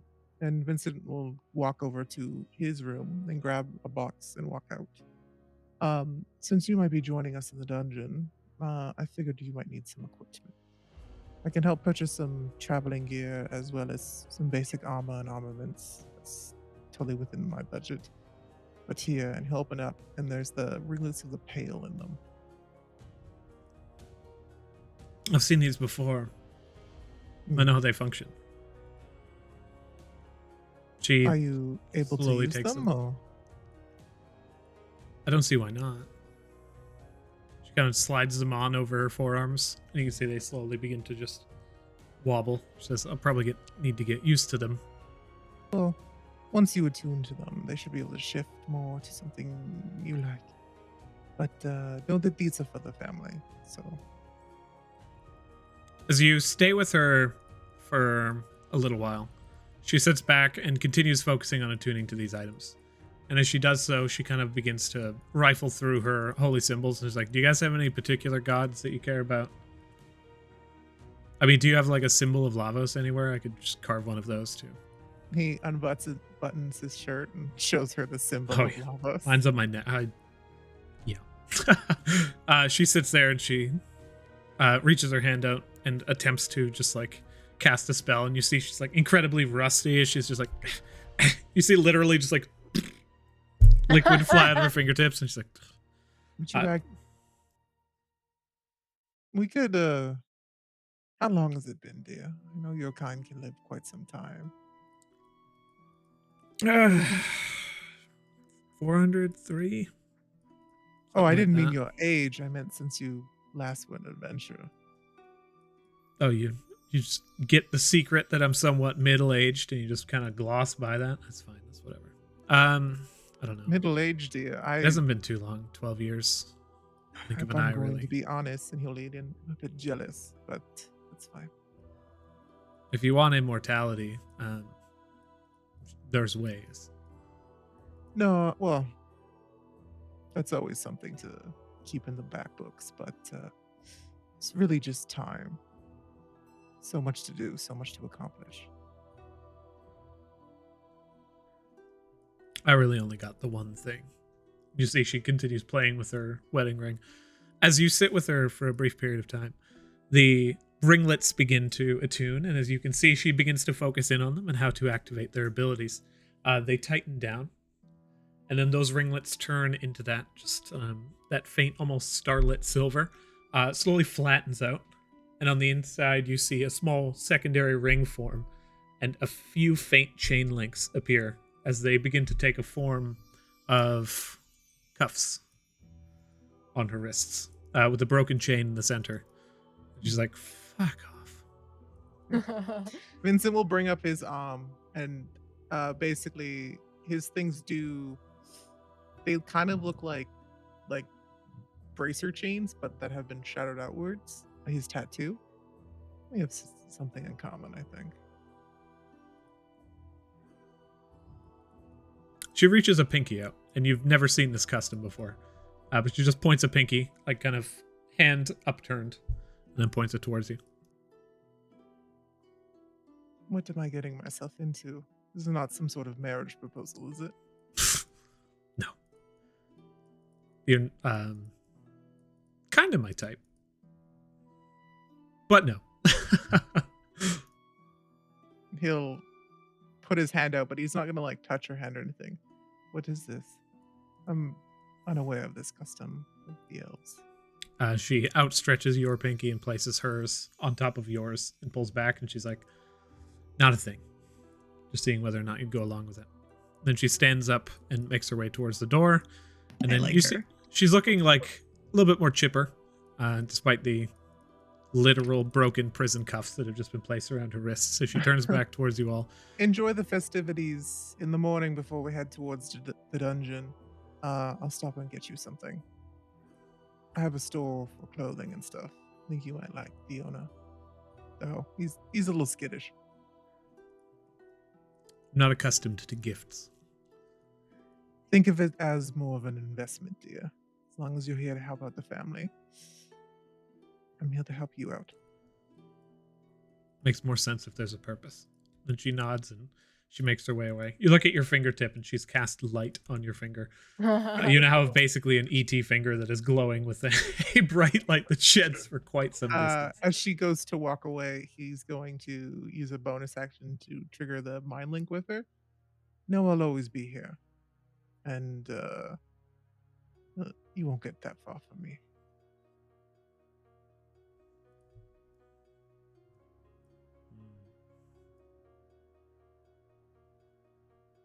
He's trying to be sweet but intimidating at the same time. You figured her out. No, every breath you take, every step you make, I'll be watching you. I heard that song at 3 a.m. come on randomly as we were walking around a open parking lot when I was a teenager, and that song is terrifying when it comes on at 3 a.m. in an open parking lot for no reason. Mm-hmm. So that was fun. She leaves. She does not respond to that, but you are certain that there's She heard it. There's a bit of mental static going on. As you guys all prep, and I'll just pass it off to you. What y'all do? Selenei seems to be well and truly kind of beginning to get ingrained in the house. She's already raided the cold fridge and eaten a few days worth of rations and food, and Lavos has on a fucking broom handle mustache and is just being like, so my kids ate me out of house and home, as he's running some kind of gag in the background. Paka's got the same mustache on and he's just like, I didn't raise my kids to be like this. And then they kind of high five in the background. What do you guys do? Vincent comes out. I'll let you guys go. Oh, sorry. Matilda walks by watching this happen. She's like, you shot a man to death at the front door. You can't act like this. He switches the thick mustache out for a thin one and says, that's all in the past. You shouldn't bring up your father's past like that. Goes back to Honum. Sins of the father. What else do I got? Paka's like, I wasn't here for that. He runs away. Oh, man. Hey, Paka. Hey, don't run away. I think we need you for this meeting about what we're doing in the dungeon. He runs in a straight line, and then you can hear him just like as he runs around the entire house and comes out the other side, and she's like, I'm back. Okay. Yeah. Hearing Jojo yell that, Vincent assumes he needs to come out, so he goes to his room and grabs a pair of quite nice leather gloves, puts them on. Yeah, you come down to see JoJo in her giant wizard hat with her wizard staff and her cloak of No. protection. And she like You look like this looks like some sort of comedic act. I feel like gonna I'm be honest with you. cosplaying as Orion. Yeah, and I hate it. I know. You know, if anything, I feel like you'll confuse the enemy, and then you'll bring out the battle axe. That's and my rage. plan. It doesn't So- hurt that this thing just randomly turns into a scythe. That's fun. I'm gonna keep in All mind your about- passive deception. I am all about creative expression and living your best life. You look really stupid, though. Yeah. Yeah. Selenei approaches and is like, I'm not fucking going in the dungeon with this person. Oh, speaking of which, Selenei, you know about the 4th floor, right? We've prepared outfits to keep us cool. Do we have enough lining left over for her? Or? Oh, I Fourth forgot floor. about this. And Jojo throws on the new scarf she got as well. Okay, I like it better with the scarf. It really pulls it all together. I know the hat matches the scarf, which is pretty good. Oh, you all have Mhm. matching scarves. Oh, that's cool. I Well, don't they need don't one. match. That's fine. Oh, You weren't well, to the family yet. She'll probably make you one. She's like that. my Who? mother made them for us. Your mother lives here. Hmm. Yes. That's kind of cute. So No, you're right. Does this thing get smaller and she starts trying to like make the hat smaller? you try and crumple it, and it does crumple to the best of your ability, but it kind of just slowly poops itself back out like a growing Okay, she mushroom. just stuffs it in her bag as best she can. In the back of Selenei's head, she's gonna hear, "Oh, I forgot to mention that. Yes, my mother lives here. Be gentle with her, and if I find out you're not, I won't be gentle with you. Promise? I always keep my promises." There is no winning with Selenei. Okay, so like I mentioned yesterday, I think my goal for this time, I want the Black Flame, I want Sun's Cathedral, Mansion. Okay, I know all of those words individually. Yeah. Paka's like, me too. Yeah, they wish to. We can easily go past the 3rd floor, but they want to finish it before we do. You know, you I'm want just... to do the whole mansion thing. Yeah. Mm-hmm. Yeah. Okay, that's fine. Do you guys Are you have done? enough? You guys have enough resources to deal with the chain devil? Ooh. I'm assuming that's on the sun side, or is it inside of the? That's mansion post. itself? You haven't fought the infiltrator knight yet. You have his staff. No. That's his No, staff. we haven't. Yeah, where did we get the staff again? We got We it from... found it in the. Well, we found it in on your mine. mission. Where We've been exactly did we finding. find it? Again? We found that in the mine. We found the chess room, though it was locked Yes. inside of the mine, and in there we found a bunch of dungeon stuff. Some people like to mark their stuff. Is there any like magical name on that or anything? Like illusory script or That would have been known during the identify spell. It would have probably told us, right? there's virtually no way to determine what illusory script like Is on should something show unless you- to any particular individual, but you can see if there's script on it in general. Yeah, I guess like Jojo would be able to tell if there's illusory script is illusion magic, right? So if It only lasts for 10 days if you cast. Jojo's gonna snap her fingers and he's like, and she's just gonna take a look over the staff looking for some illusion magic. Nothing. Nah, it's clean. Okay, so we don't know whose it was, but at least someone who's been to the 3rd floor, which is no offense, My not, guess, not probably impressive. someone from Mr. Stanley. Yeah, that makes sense. I don't know about that whole thing that you guys did, but Yeah. one way or the other, that's just so if you're looking to open both doors. I think you're Yeah. on the right track. If you open both doors, then the mansion's kind of more fucked up. Ooh. There's a few creatures in there. It's not like advancement. Have you guys gone to the forest?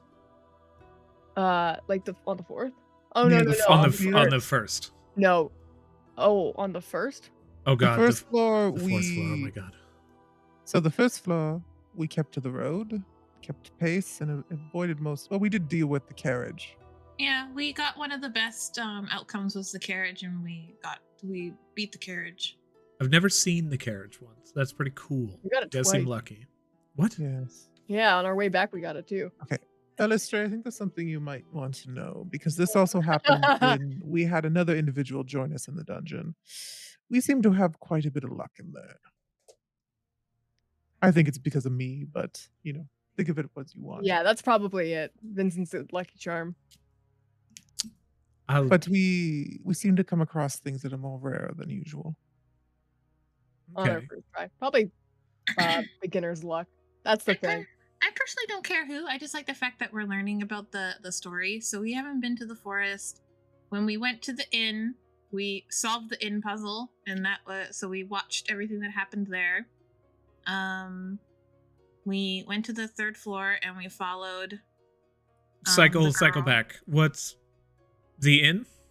We always just kind of slept there. See, this is what I mean. Yeah, There is a store going on in the dungeon. We'll show you. Everyone seems to not know about, but we do.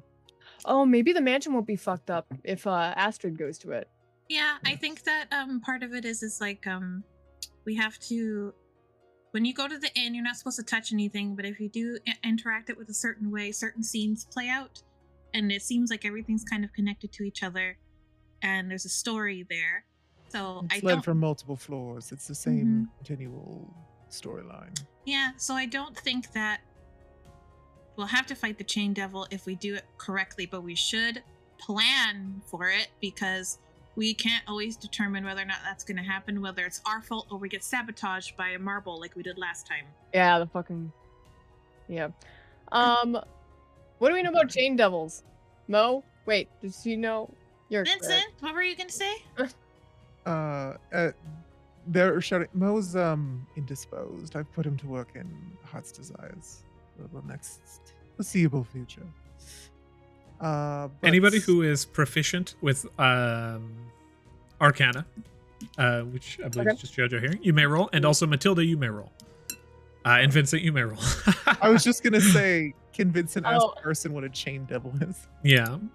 Could Jojo take out her staff and just be like, and take out a bulb? She takes out a light bulb and just goes like, ding, and the light bulb glows up, and she casts Eureka on herself, and she's like, Yeah, a light bulb which does not exist in this universe. They still use Light bulbs do candles. exist, but they are ludicrously expensive. Oh, Question. What am I What was the rule? Yes. I think that light bulb was probably a Christmas present or Yeah. a solstice present. So 13. You're not yeah. super familiar with Chain Devils, but they are, as far as you know, quite powerful for your guys' current level of ability. Vincent, as you can see, Carson kind of gives a smile as Chain Devils are mentioned, but when you're just like, Carson, what do you know about Chain Devils? He begins to rifle through your memories, and it's just like, why not a thing, master? As he pulls out a small file from your own mental history and just kind of tosses it aside. It's fine. I'll figure it out myself. What works good against them? Selenei. For the most part, I think it's probably something we should not super pursue right now. But I know, for the most part, it was stories. The party before I arrived had dealt with this location before, and then we used it to rest. So it was a good place to kind of just muck about until the 4th level, because basically you get like a giant, open, empty, pretty much dilapidated mansion, and then you gotta Yeah, get we to have the just sleep moon there for a bit. area as the sanctuary right now. That's not bad, but that's like an hour away from the other edge of the city, so you can still end up like having to fight something on the way. The mansion is right at the end, so that one's really good for us. It's about somewhat difficult. Let me go ahead and roll for Selenei. If Vincent seems she's trying to like remember something, he'll go over to the piano and start playing. So I'm trying to inspire Like, her. would Radiant be better for chain devils? Radiance, for the most part, is light. There's a lot of misconception, and I've heard a lot of it myself, trust me, as a cleric, that Radiant is like holy magic, but really it's just you're just blasting someone with this unadulterated power of the sun, or moon, or anything that produces light. So no, not really. With the inspiration, she does manage to conjure some memories. They're resistant to a lot, and they are immune to fire and poison, as many devils are. They're not particularly healthy. They don't they can't stand up to too much damage, but they're hard to hit. And they have a lot of different things they can do. They can summon chains. They can attack you from a distance. They can perform some magical enchantments. It can be somewhat difficult to deal with them. Plus, they're scary as ever-loving hell. I'm sure we can think of worse in our boogie dreams, or the boogeymen in our dreams, I should say. I'm just wondering what the point of taking this thing out. What will it give us? What will we gain? Not sure. I know it's not the way forward, but there's a lot in the dungeon, and frankly, you guys seem to know more about the story than I did. Seems to be the trend when we talk to people about this. It almost makes me feel like no one actually looked around when they were in there. Maybe There's because people scholars and trying to stuff. rush ahead. In the initial years, it was just a lot of people were trying to fight to get up as fast as they possibly could. There's a lot of scholars who have kind of been left in the wake, and I mean, you're all second rank now, so you can probably just fight on towards taking some of those escort missions at the guild if you want. Trouble with some of those scholars, they might have some insight for you. But it's, for the most part, that's nerd shit. I'm more about keeping my friends alive than figuring out why some, knight sits on a horse. You and me both, dear. You can do both. Speaking of which, we'll circle around her. Do you mind? Yeah, she just... I don't know what you want. You're behind me now. Bond. Oh, cool. She pulls her shirt back and shows that she has a black bond that spires outwards in various different... It's almost like wings kind of branching out and then kind of just gently moving across in this... the best description of it is like wind passing through a rolling valley. More peaceful than she has ever been in her life. But you can see that she is roughly second rank. She is a cleric. As she sits looking embarrassed. Mind if I dig a little deeper, dear? You can always look at mine later. Roll persuasion with disadvantage. My mom has the same color. Is your mom like you? That's a very loaded question. I don't know how to answer that. We're family, so however 17. you want. Oh, excuse me, sorry. 17. She is.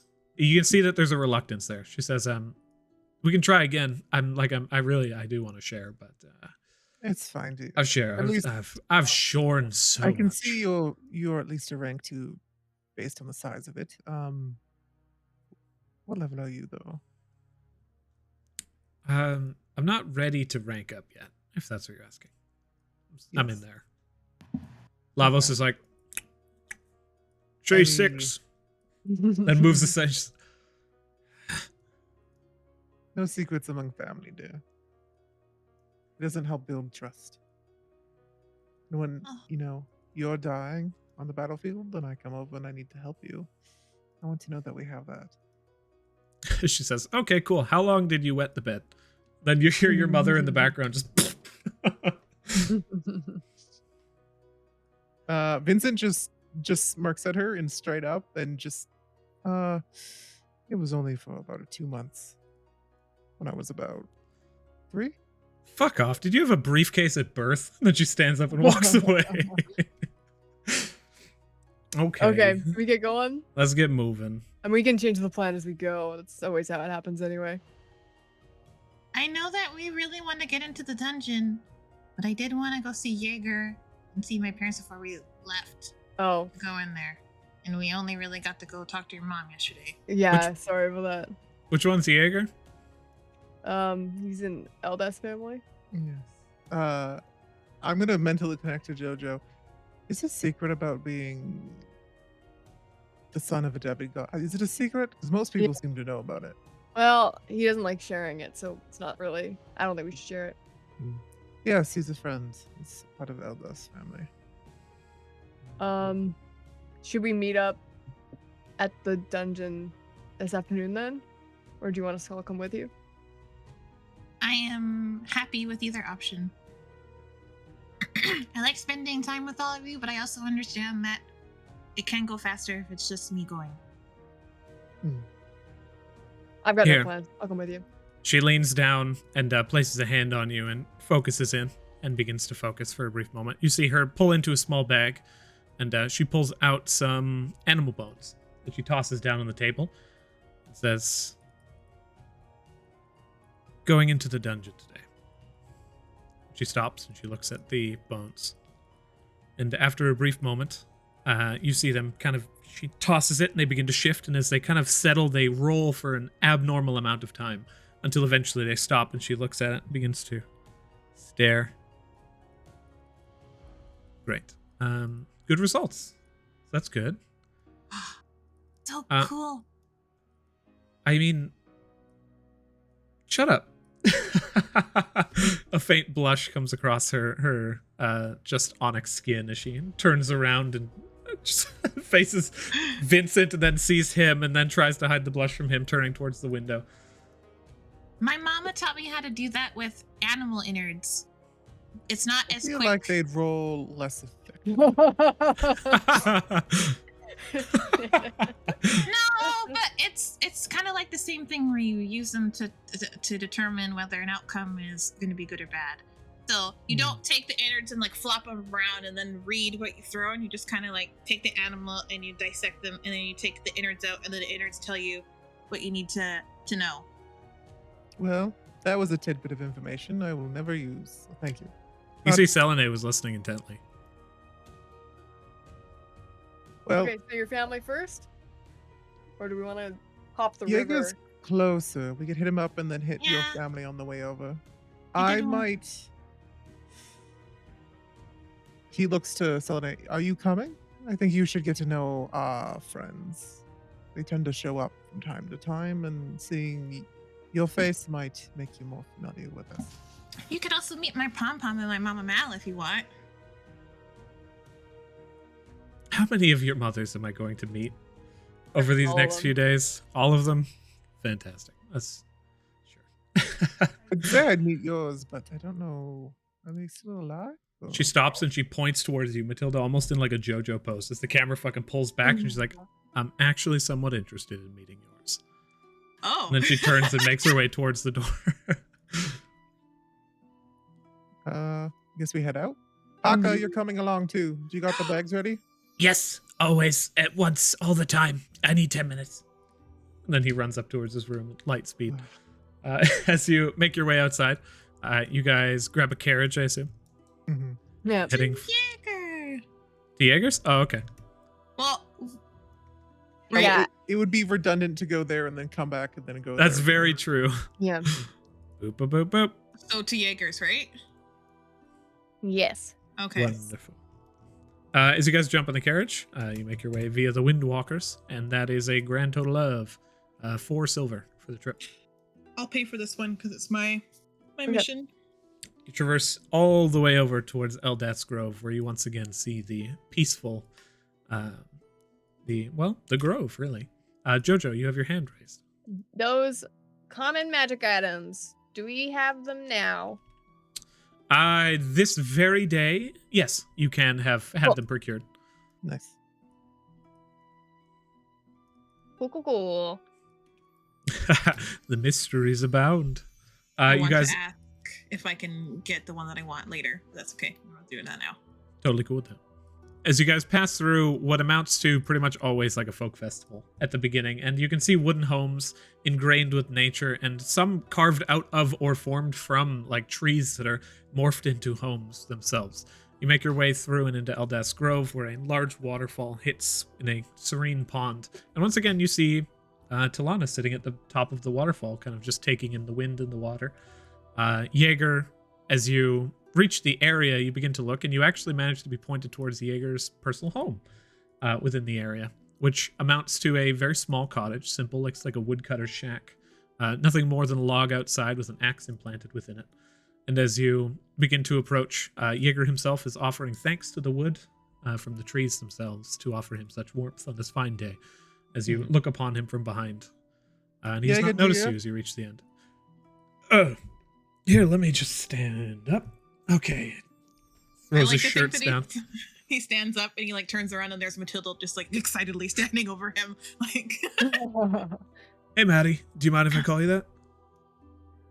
Only if I can call you Starlight. Hey, Matilda. Can you call me? What did Jojo call me? Tilly? Yeah. Matilly? Yeah, Matilli. That one. Matilda, I like that. Very familiar. What's up? What brings you to my humble abode? I need your help and your expertise, please. You are welcome to it. Do you need wood chopped? Throws the axe over his shoulder. No. oh, DM, could we have picked up Morgan on the way?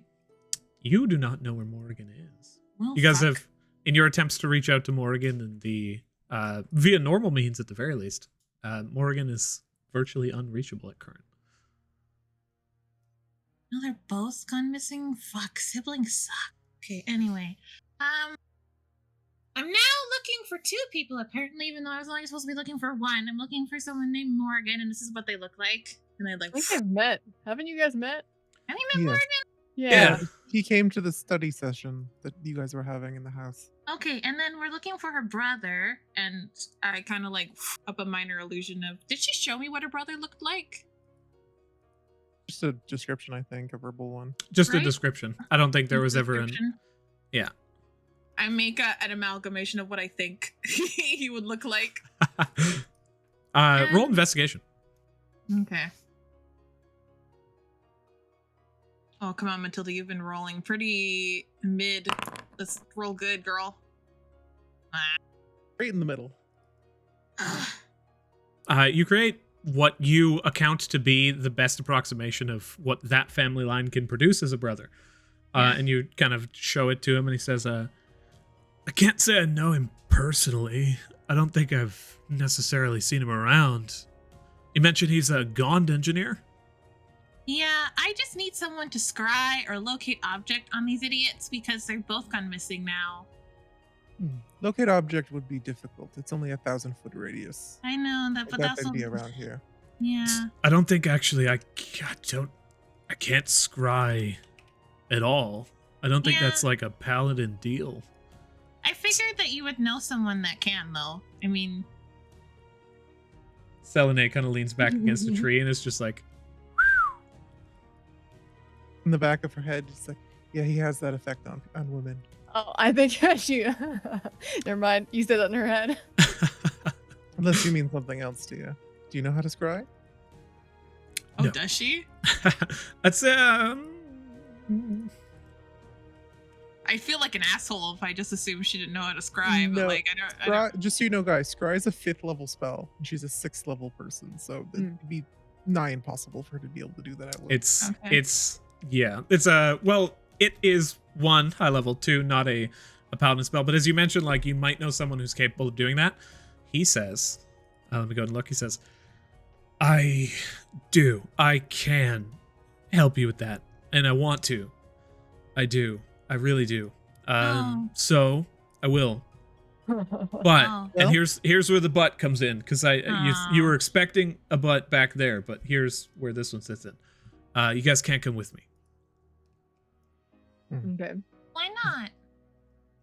It's just It's a family member, isn't it? yeah, exactly. Oh. I do know someone who's capable of looking anywhere that there happens to be lush greenery. So if that's the case, and there is lush greenery Yeah. around them, then I can know. Oh, okay. And it'd be super easy. But it might take a couple days, if that makes sense. Okay, we were gonna go into the dungeon anyway, so we'll probably be gone for a bit. That's, Keep the information and maybe deliver it in a letter to Lavos. Yeah. I can do that. Yeah, I can. Lavos owes me he owes me like 6 or 7 copper from that one game of cards we played a couple weeks ago. So I'll drop by Yeah. sometime. Also, I was just gonna say, you know, like that meeting with the gods at the end of the summer? Yeah, it's like the patio lunch thing. Is it a patio lunch? Sounds a lot more chill than what I was picturing. It's pretty cool. How hard would it be to get Eldath to maybe vouch for Lavos to get there? Lavos is a pretty cool guy. I think I could talk to my lady about that. I don't think that would be too unfair to assume would not happen. In the back of his head, if Vincent can connect, because he's a demigod, he doesn't know how these things work. Not maybe your father. Out loud, because it doesn't even seem like he's capable of understanding the difference. It's just like, I don't know about that one though. Wait, you just said that it was fine. Yeah, no, but not my dad. Oh. Yeah. No, I wasn't asking. Okay. Vincent asked. Oh. Just now. Oh, okay, yeah. And are we not? Am I? Is no, this using your head? Oh. Well, that's Peter? really embarrassing. Go ahead. What about your mom? She's with Ashantia, right? Yeah. That's. Go ahead. They're in charge of the people that are camping out near our house. Yes. I heard something about that. The key flooding. Yeah. There's I'm actually scheduled to deliver some food, but there's some just to the west near where the border of Lewis district. There's some outside Melora's house, and there's some in the rack. But yeah, that's a thing right now. If you wanted to help with the forgetting the word. Ridiculous, just so focused on cutting wood, it happens. They're kind of like refugees a little bit. No, these are like what's a charity? Peoples? The charity efforts. That's the one. Oh, okay. Well, Okay. I meant to have a family meeting about this, but we might as well. We're pretty much all here now. But I was gonna talk to Lavos because he's a really good carpenter, and I was gonna ask if he could maybe build the people there something a bit better than a tent. And then if we help those people out, if Ashanti would be willing to vouch for Lavos at this weird patio lunch dinner thing. I think they were hoping that it wouldn't be too permanent, though. So I think maybe Well, that's what I mean. Even it doesn't have to be permanent, but something a bit better than a tent. Tents can only do so much, especially if the weather gets poor. And it's going to be winter soon, so they would probably want something where they could close it in a bit better. Are they going to be stuck there for that long? I don't know, but it's Mama Mal and Pom Pom say it's always better to be safe than sorry. So if you're going to, whether it's making sure you restrain the cadaver down and so it doesn't come back to life and try and hurt you, or it's building a house that you can shut the door and keep warm from the winter, either way, I think it should work. Selenei's listening into these conversations, and it's just, you see smiles creep across her face periodically, and it's just listening to these things that are just like, yeah, that's the two things you need to worry about at winter. Gotta keep the bodies down and gotta keep warm. Equal measure. And then just smiles and walks over and is like, nice water, and she kicks some around. And Jaeger's just like, that's my personal pond. I built that myself. I think that's amazing. Tell you what, I can... At current, we need to kind of speak to LaRue and Shanti's family, but I will speak to the mother and see if she would be happy to accept something like that. And if so, I know Shantia and Lavos, at the very least, Lavos has very suspiciously stated repeatedly to me actively that Shantia doesn't hate him in that tempo. So I think that maybe I'm suspicious as hell about that, but I can try and talk about it. Yeah. Well, just get these underway, Jaeger, and I think we'll do good. Let us know if you need anything in the future.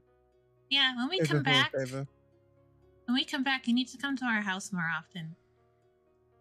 Okay, I've been dropping by, but you guys haven't really been there, so I've just been hanging out with Lavos and the little Lizzies.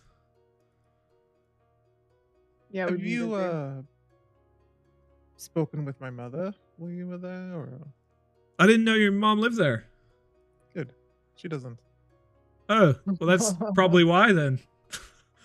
I guess. He looks at you suspiciously, and you can see that Do I through roll his. like a passive deception? Or? I'm not sure you're capable of getting past him. Oh no, with your you probably would be. Go ahead and roll an active deception. Matilda says to help. Yeah, she comes to visit a lot, but I guess you just missed each other. Go ahead and roll with advantage. Yeah, because I am proficient in deception.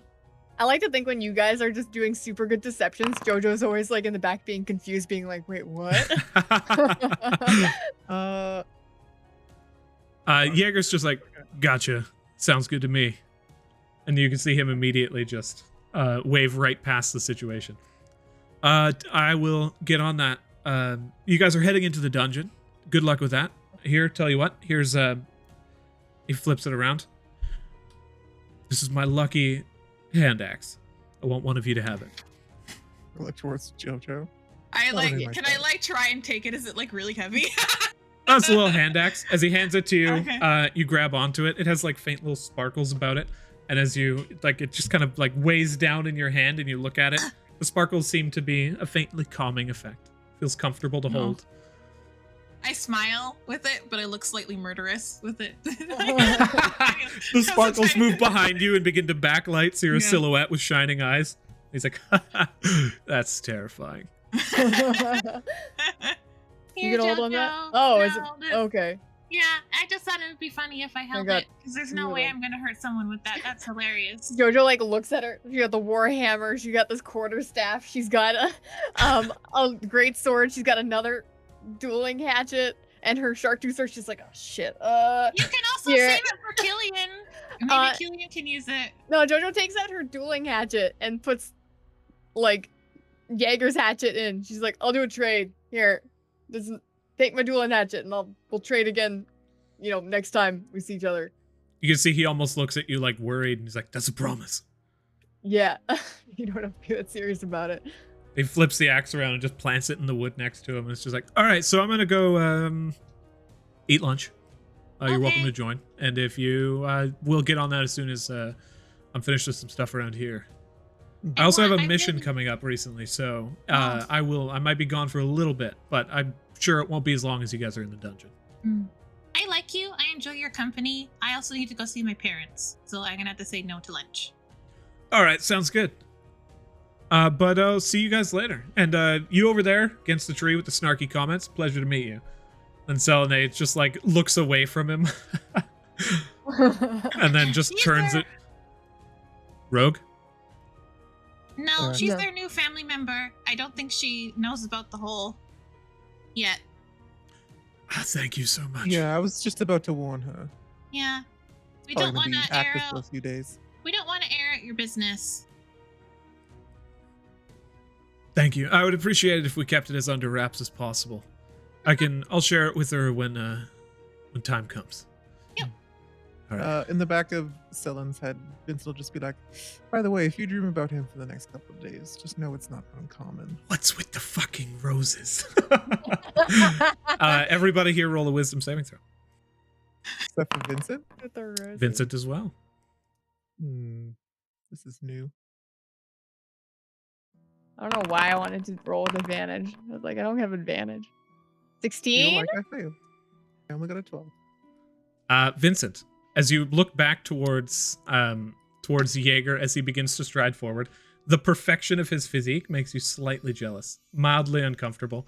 And as you gaze upon him, you almost get like angry a little bit. And then as the two of you and Selenei already kind of stomping off in a huff, as both Jojo and Matilda, and I don't know if Killian is here at the moment, but we can figure that out in the near future, gaze towards him, the flowers just re-up within your line of sight before eventually fading away into the So distance. Vincent feels frustrated in his presence. He's going to think it's frustration for a different reason than jealousy. Because no one Love is it. better than Vincent. As you guys begin to head out, you jump back into the carriage and you begin to traverse to the other side of the city. And you can see Selenei just sitting with kind of like a constantly and aggressively tapping foot. We need to get you some clothes, dear. Also, do you have any provisions to go into the dungeon? Food, things like that. Expenses to be paid. You seem like you were kind of down on your luck when we picked you up. the other day? I don't really have much of anything, but I do have some understanding of survival. If there is food, and with the fourth floor is quite filled with food, it shouldn't be a problem for me. So you don't need to worry about that. I might be able to help you all with food as well. Do you need like weapons and armor and shit? I have some basic stuff. I dredged it out recently, and then she kind of just pulls back. You can see that she has a flail, which she places back. She has a dagger, short sword. She's currently wearing just some very heavy and somewhat not exactly well done medium armor. I already told you I would get you equipped, and he's gonna stop by Tristan's place on the way over. There's probably an armory near it because it's in a clothing district. And we'll grab her some new armor as well. What kind of armor do you grab? What kind of? You said she has medium armor. What is she wearing specifically right now? She's currently wearing a hide shirt over a chain shirt. So basically, she has chain shirt armor. Is its own thing of armor, and hide is its own thing of armor. She doesn't be wearing them. She's not wearing a hide, fucking animal skin over top with all this crazy stuff. She just has a padded shirt on top of a chain shirt. Okay, Vincent will buy her some scale mail. Okay, 50 gold. Actually, it comes out to a grand total of. Kill that. You have a shield? Does she use shields? Selenei does use shields. It's a good idea. I don't necessarily need any more. We'll just need to inscribe a symbol on it. Maybe not. Let's go with no shield. You can just have a shield with no symbol on it. But then I can't spell cast very well. From what I know about clerics and paladins, you just need an amulet on you, don't you? You need to, if I can emblazon it on a shield, or I can wear a certain holy symbol. Mm-hmm. You have your necklaces. Those should function. Fine. Add a shield on. Okay. So that's 60 gold, and then Shield a is new 10. traveler set is 2 or 3 gold. So that would be 76 gold pieces total. Okay. For the armor, the shield, and the traveler set. Cool. I will pay for that since I agreed to before. 76. I'll make sure we get use out of it.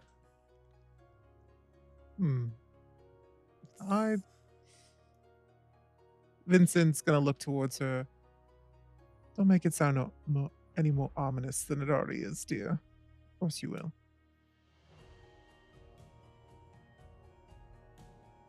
We need a trick rope too, huh? Oh wait, we're gonna go see Mama and Mel and Pom. Yeah, we'll grab that in the dungeon interface. And with the carriage ride through the city, that comes out to 7 silver. As you arrive at, did you want to go to Fens or Mal's Maladies? Mama Mouse, please, because it's first on the way. It's the second one. Is it? Mal's Maladies is in this small, almost crypt-like thing that is built into the side of a small plateau, next to a staircase kind of nestled underneath this shadowed nook. As you approach Mal's Maladies in the corner of the city, you stride forward and you can see the stone entryway and fine ferns and ivy that are creeping and crawling up the top. As you begin to approach and you pop open the door that just creaks loudly, intentionally, you stride inward. Mama! Matilda, you're home. Matilda, here, just make sure, one moment. Throws off this just massive, almost rubber gown covered in blood as it just lands on the ground off to the sides. I will clean that up later. And she reaches forward and grabs you and picks you up, pulls you into a hug. You haven't been back in so long. Where have you been? I've been busy. Has someone kidnapped you?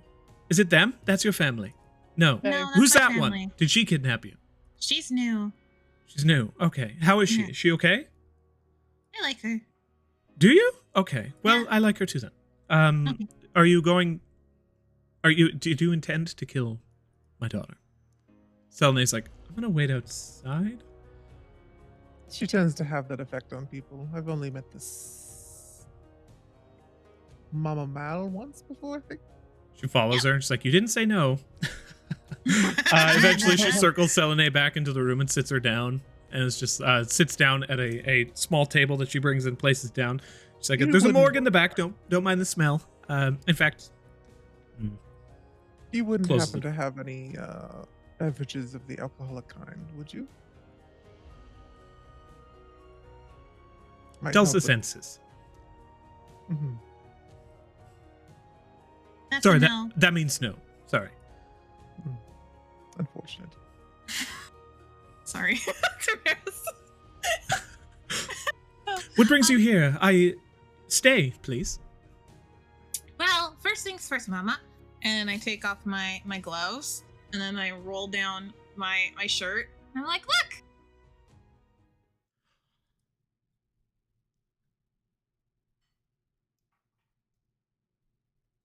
Ta-da! That's amazing. Yes. I have not bothered to try to do the same. I'm so focused on everything, and I should. She pulls out her own bond, and you can see that she sits at first rank. I never. Mama? You are amazing. She leans Well- in. She takes your hand.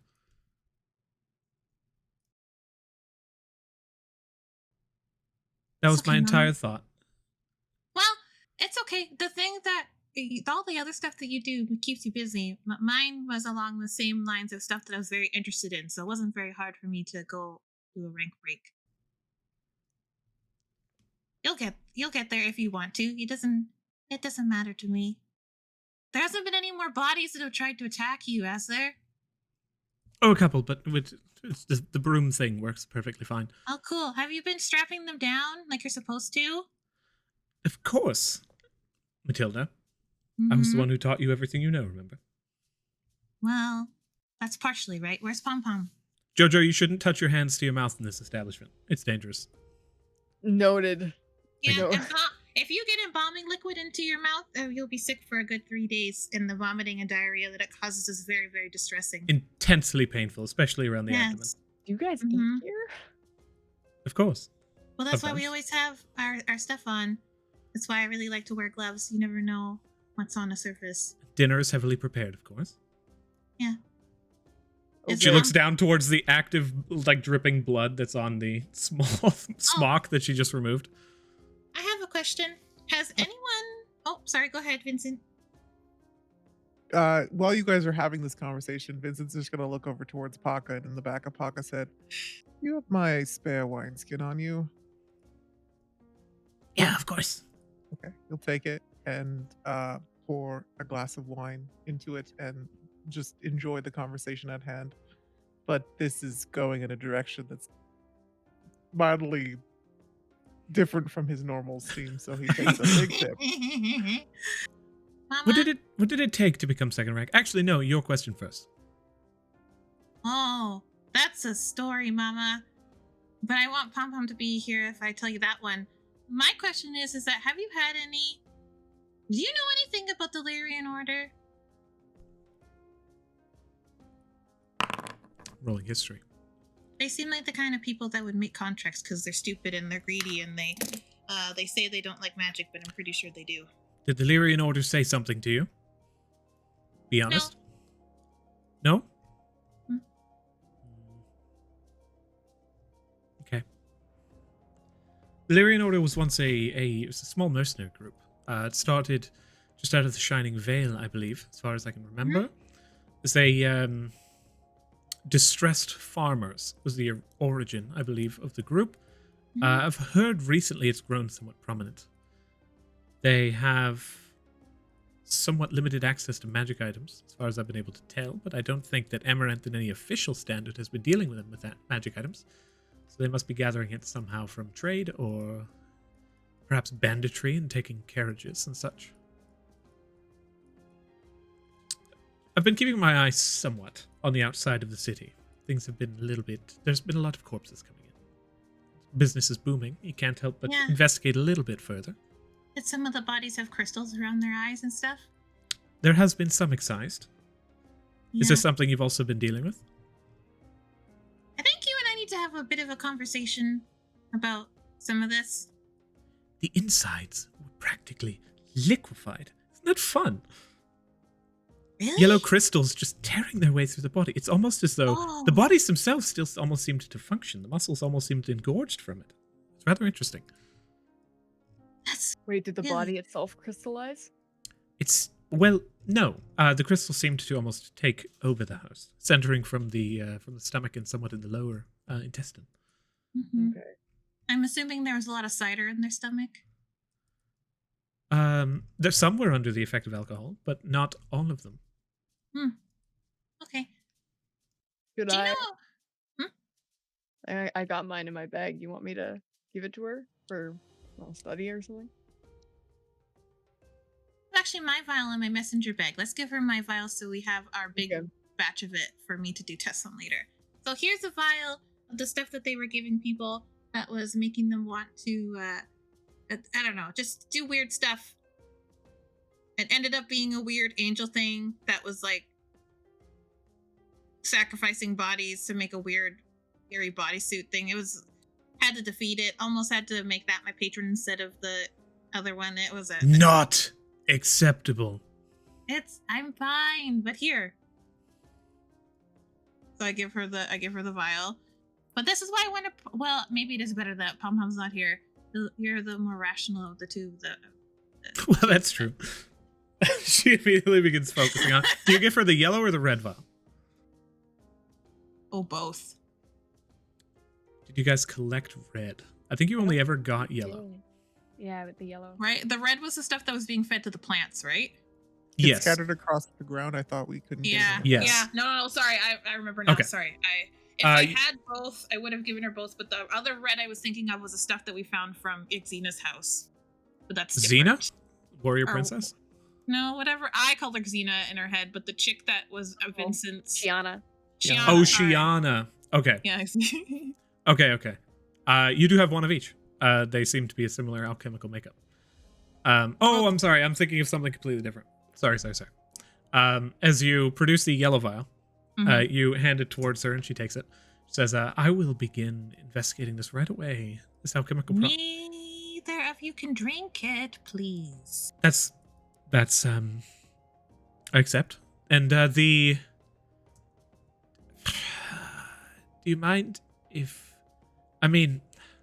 he's a magical rabbit. He might be No! fine. Straganonas in my house, in my room. The lizards take care of them. Where is Pom Pom? They should be here by now. Let's go get them. Okay. I just have to Should we just wait here while you go fetch your pom pom? Well, it depends. Who's having dinner tonight at the house? I'm gonna roll.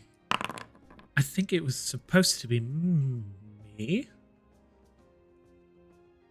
Contract is a contract. I will pick up something on the way. The hermit's right around the corner. We'll go there. We're going there first. Okay. Wait, we're having dinner as well? Picking up dinner. You're not involved. At least you were not in the initial outset of the idea. That's totally fine, dear. You're welcome to Uh, sit. She stands Sorry. and No, Vincent's just trying to figure out, because we were supposed to come here to see them. He wasn't unaware that we were going to go for dinner, so. she's going to pick up dinner because that was Mhm. what they had planned in the initial Inciting outset. this lady, well, during this conversation, does Vincent gleam that, one, she's obviously odd, like Matilda is, but she's also unstable as well, right? Like she I could mean- if Matilda was like, yeah, this person, I didn't like them, and Mama would turn around and stab them instantly.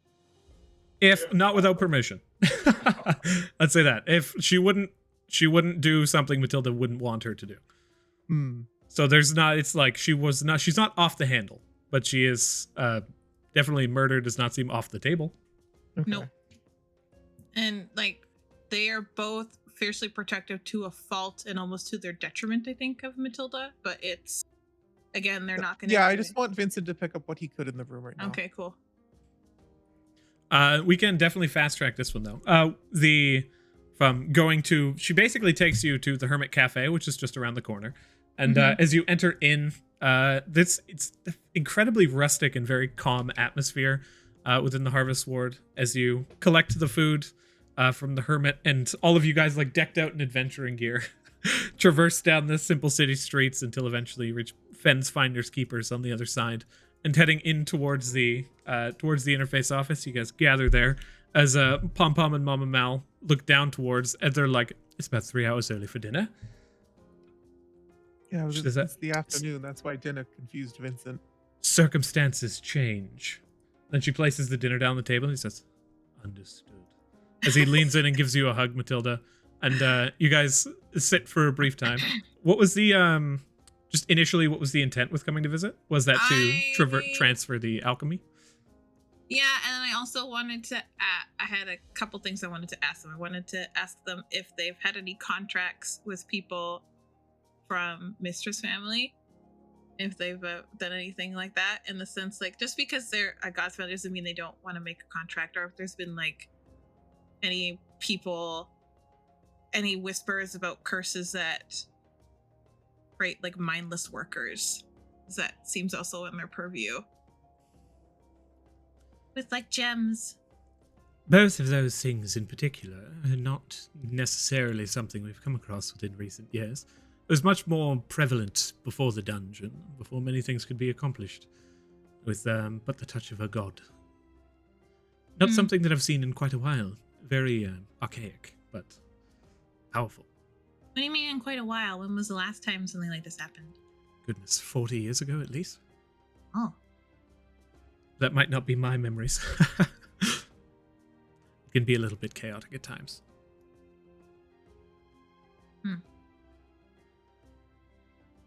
Nothing in particular that comes to mind, though. Okay.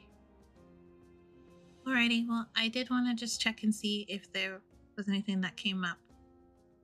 We will keep our eyes to the ground to see whether or not, of course, if the contract does not have a non-disclosement clause, we will absolutely share that information with you. Okay, I think we're good. I think we're good to go. Thank you so much. It was good to see you. It's 2 hours and 35 minutes until dinner. You were to be here for this dinner, were you not?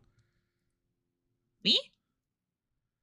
Looks towards Mama Mal. Mama Mal's like, well, he says, you told me.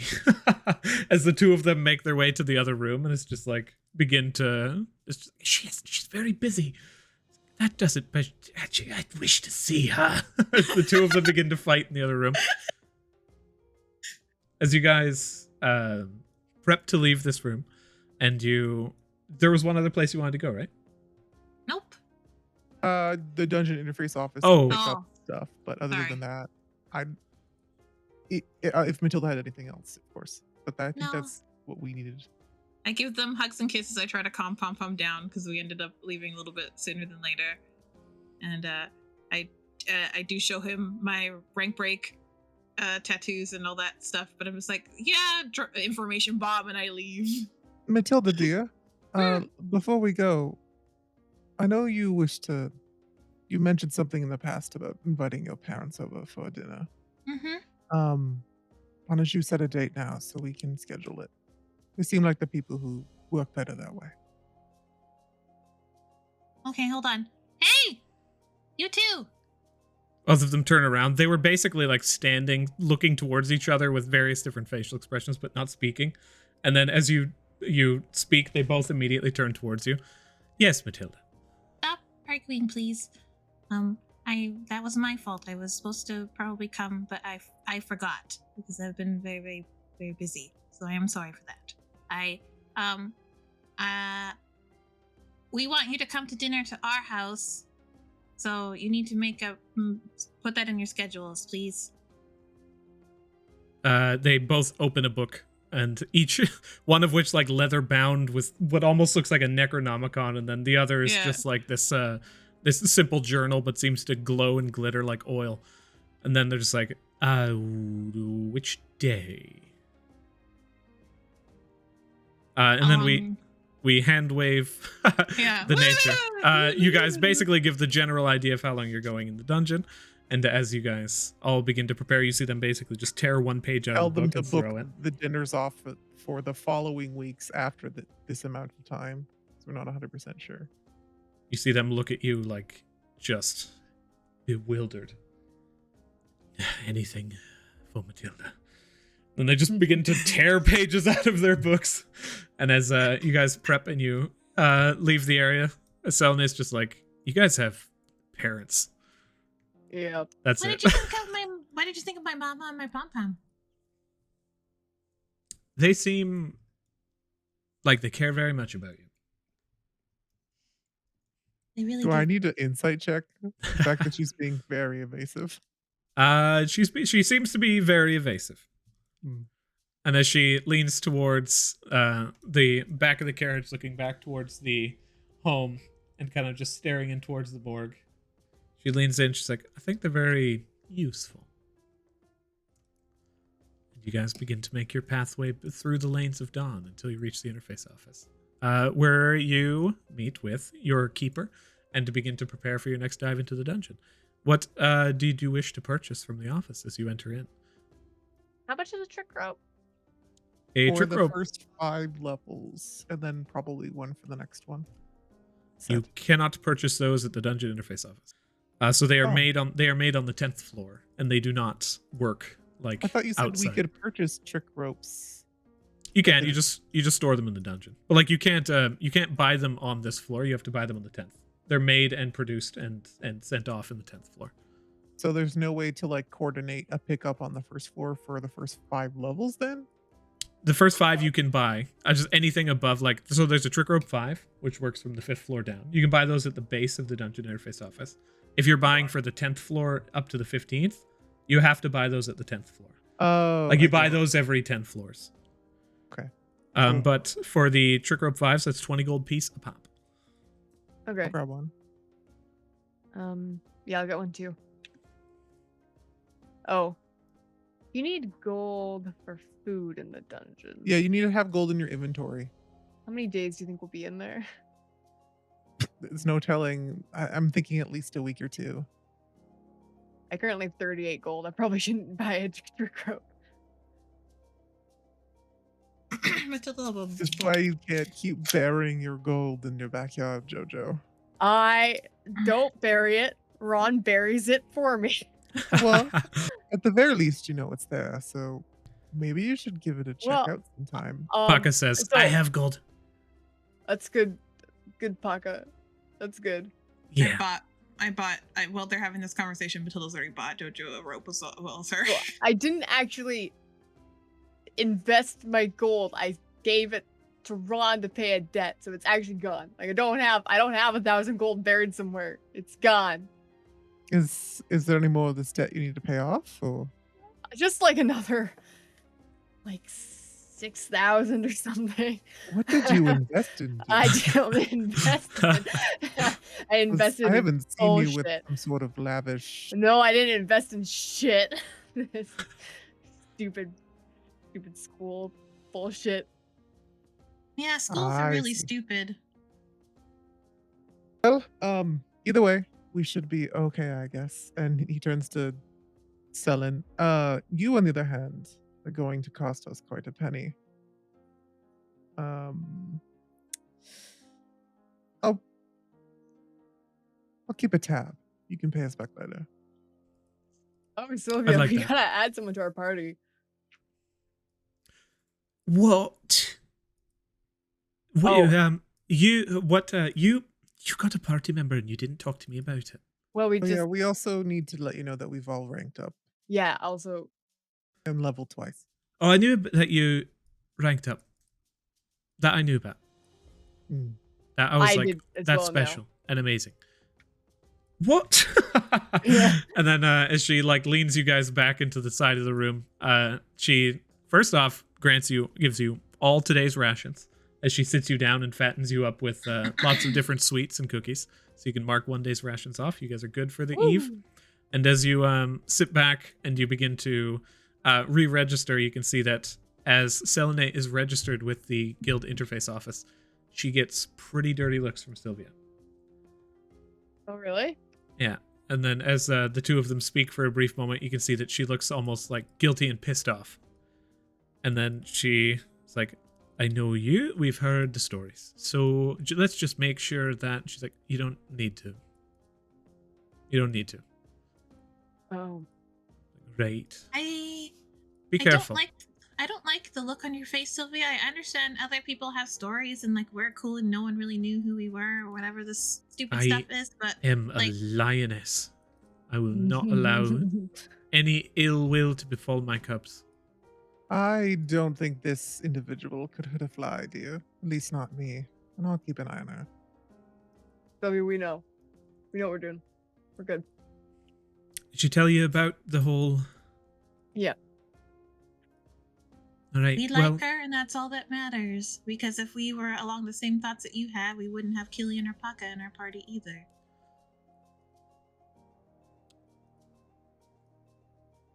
I'm going to give you another chance. Selenei kind of just nods and then turns back. You can see she kind of like crosses her arms. So I didn't ask you for that. Mm-hmm. Then she kind of leans back and is just like, I trust them. And if you're nice to them, I'll trust you too. She leans back and she looks towards you guys and is like, make sure you're careful. Bad rumors follow this one. Well, we're not called the Deviants for nothing, Yeah. dear. Rumors always follow them.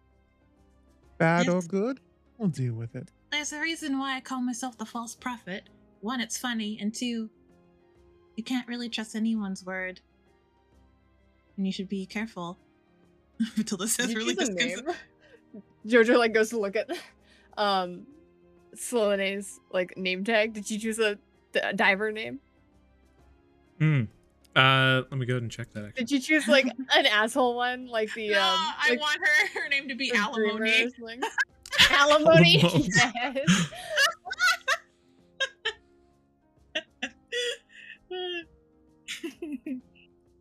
I have to pop her. Maybe the Unweaver. Oh, the Unweaver would be sick. You guys spent a good solid time talking about how egotistical that statement was. Yeah. So they couldn't backtrack on that now. Fuck, I just love the idea of someone being called the alimony, being like, I'm here to collect my payment, bitch. No, she chose her own name. Sometimes that's best, dear. Selenei Esteriath. Caria. Asteria. That name sounds very familiar. Roll history. Can I roll history too? I think Jojo was the one who snuck a peek. Mm. And Selenei was actively looking Oh. away and frustrated. Oh, she didn't say Oh, it. that is a She- natty 20. Ooh. 25. That is the name that Ailstrei took when she married into the royal family. Oh. Oh. The good goddess of the Drow.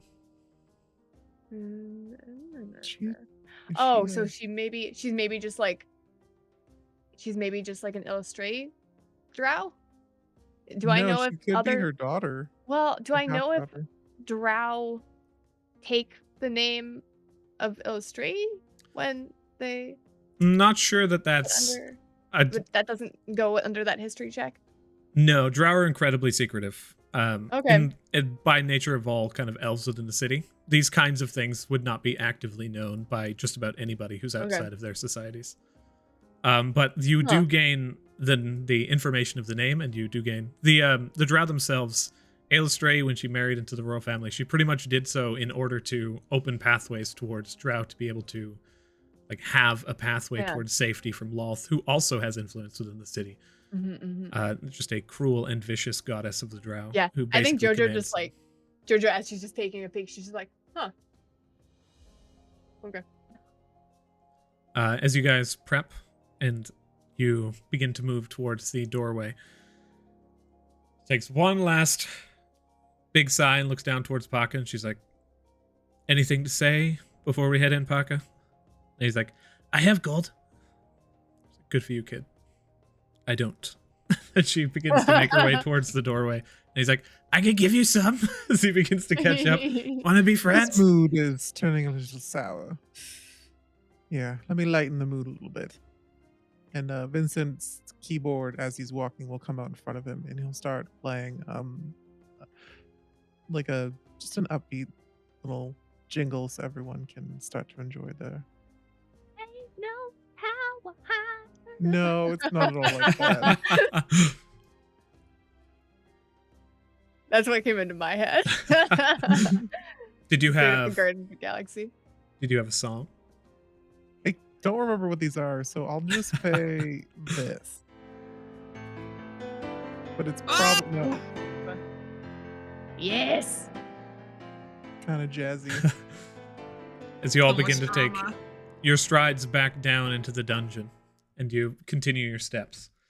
Eventually, you reach the darkness between, and as you find yourself hitting that broad stroke of light shining out through the vast distance of the first floor of the dungeon, the Wayside Road. Welcome back. Woo. We don't have that vision again, right? Because You do not. yeah, it's just the Mm. first time you enter, huh? Okay. Hey, did you get that vision again now that you rebound? No, you Rebound. mean the one with like the The shadow knight. in the distance? With the knight. Yeah. With A knight? The crying knight? Yeah. I guess we have better eyes than you, dear. I think we saw it a little Yeah. easier. Excuse me. Didn't Yeah.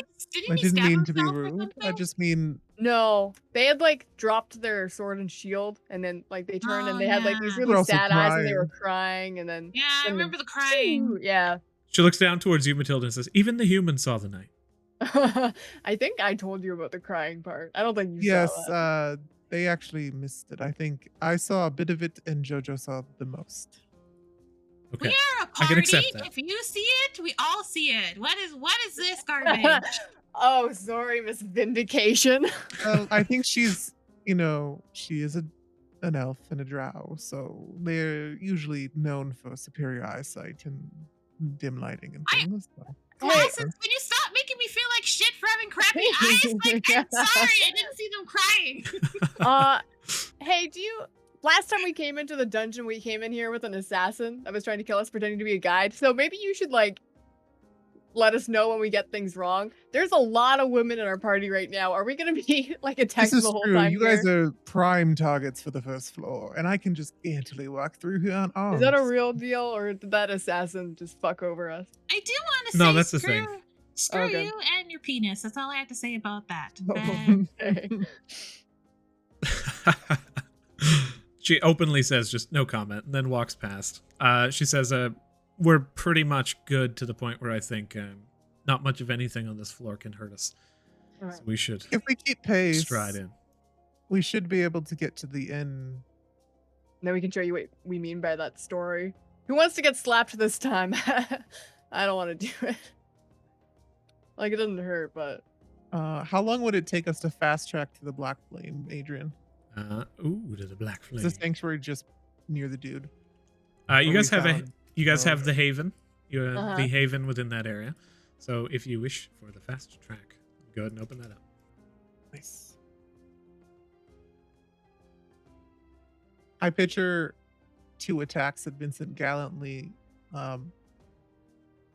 like, he's trying to play the prince a little bit towards Selenei, just a little bit, to because we've never actually been in combat aside from the hag thing.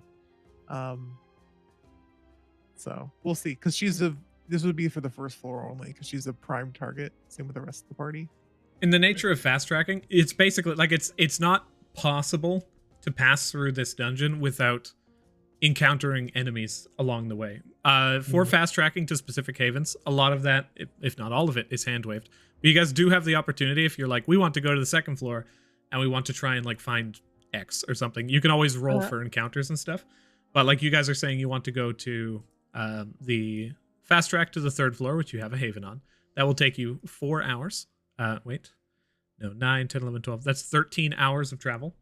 And it will Okay. cost you a grand total of 3 gold pieces each And that's basically just, boom, time passes, gold cost.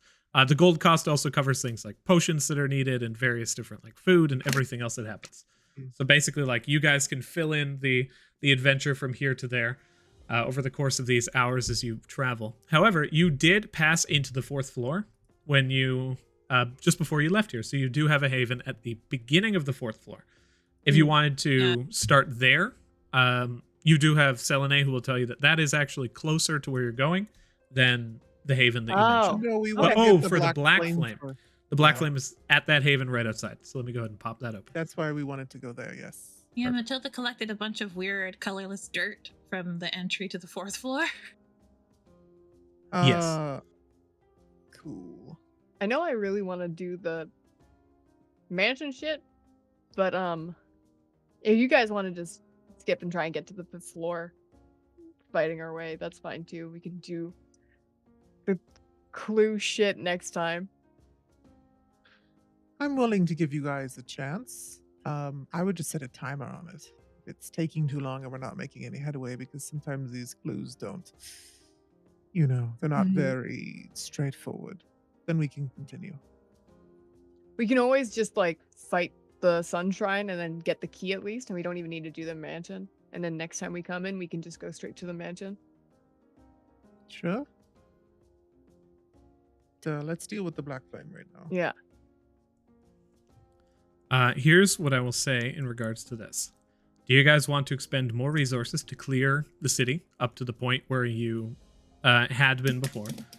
Or do you want to leave the city intact with literally just the enemies in place, and you can save 5 gold each? I just want to get to the sanctuary where we found Mo and stay there, because the black flame guy was right outside that door. Is there any reason to clear the floor? So we wouldn't have to deal with them in the Because fight? there are other enemies involved in the combat here yet. As you guys move in order to kind of appropriate the costs of just spell slots and potions and etc. things that would be expended in the traversal of the journey up towards the haven, you guys reach the haven, long rest, and then having paid like 5 gold a pop in order to represent those losses, you went through and you just cleared the bottom of the dungeon. So looking onwards towards the enemies that you now have remaining, you guys like methodically removed them all from the equation, and looking towards now these new creatures that you have not defeated, you find yourselves within, once again, the village that you had previously seen on the 3rd floor. Staring onwards towards this just valiant knight who stands undead, you can hear in the distance the sound of roaming guards to your west, constantly moving in this pattern beyond locked walls. And as they stand brandishing a spear that you see as it flips between hands, just leaves a small trail of black flame between them. The undead sentry constantly staring off into the distance for new prey. You hear the shambling of skeletons around you. And as you look onwards, you hear skeleton sentries above you, bows in hand, and planning out your attack. That is where we will end today's session. Welcome back to the dungeon, everybody. Matilda being ready. Yeah. This is so much better because Vincent, I was worried about Vincent going insane in the dungeon, but with Selenei here, he at least has someone to be occupied with. We're not that bad. No, it's not that. He has particular flaws that he Physical needs needs. to fulfill. Let's call them needs. Yeah. He has other ways to distract himself, but there's only so much gambling and card playing he can do. Yeah. Until next time. Thanks everyone for coming. Bye. Oh, wait. Wait for it. Bye everybody. See ya. Next time.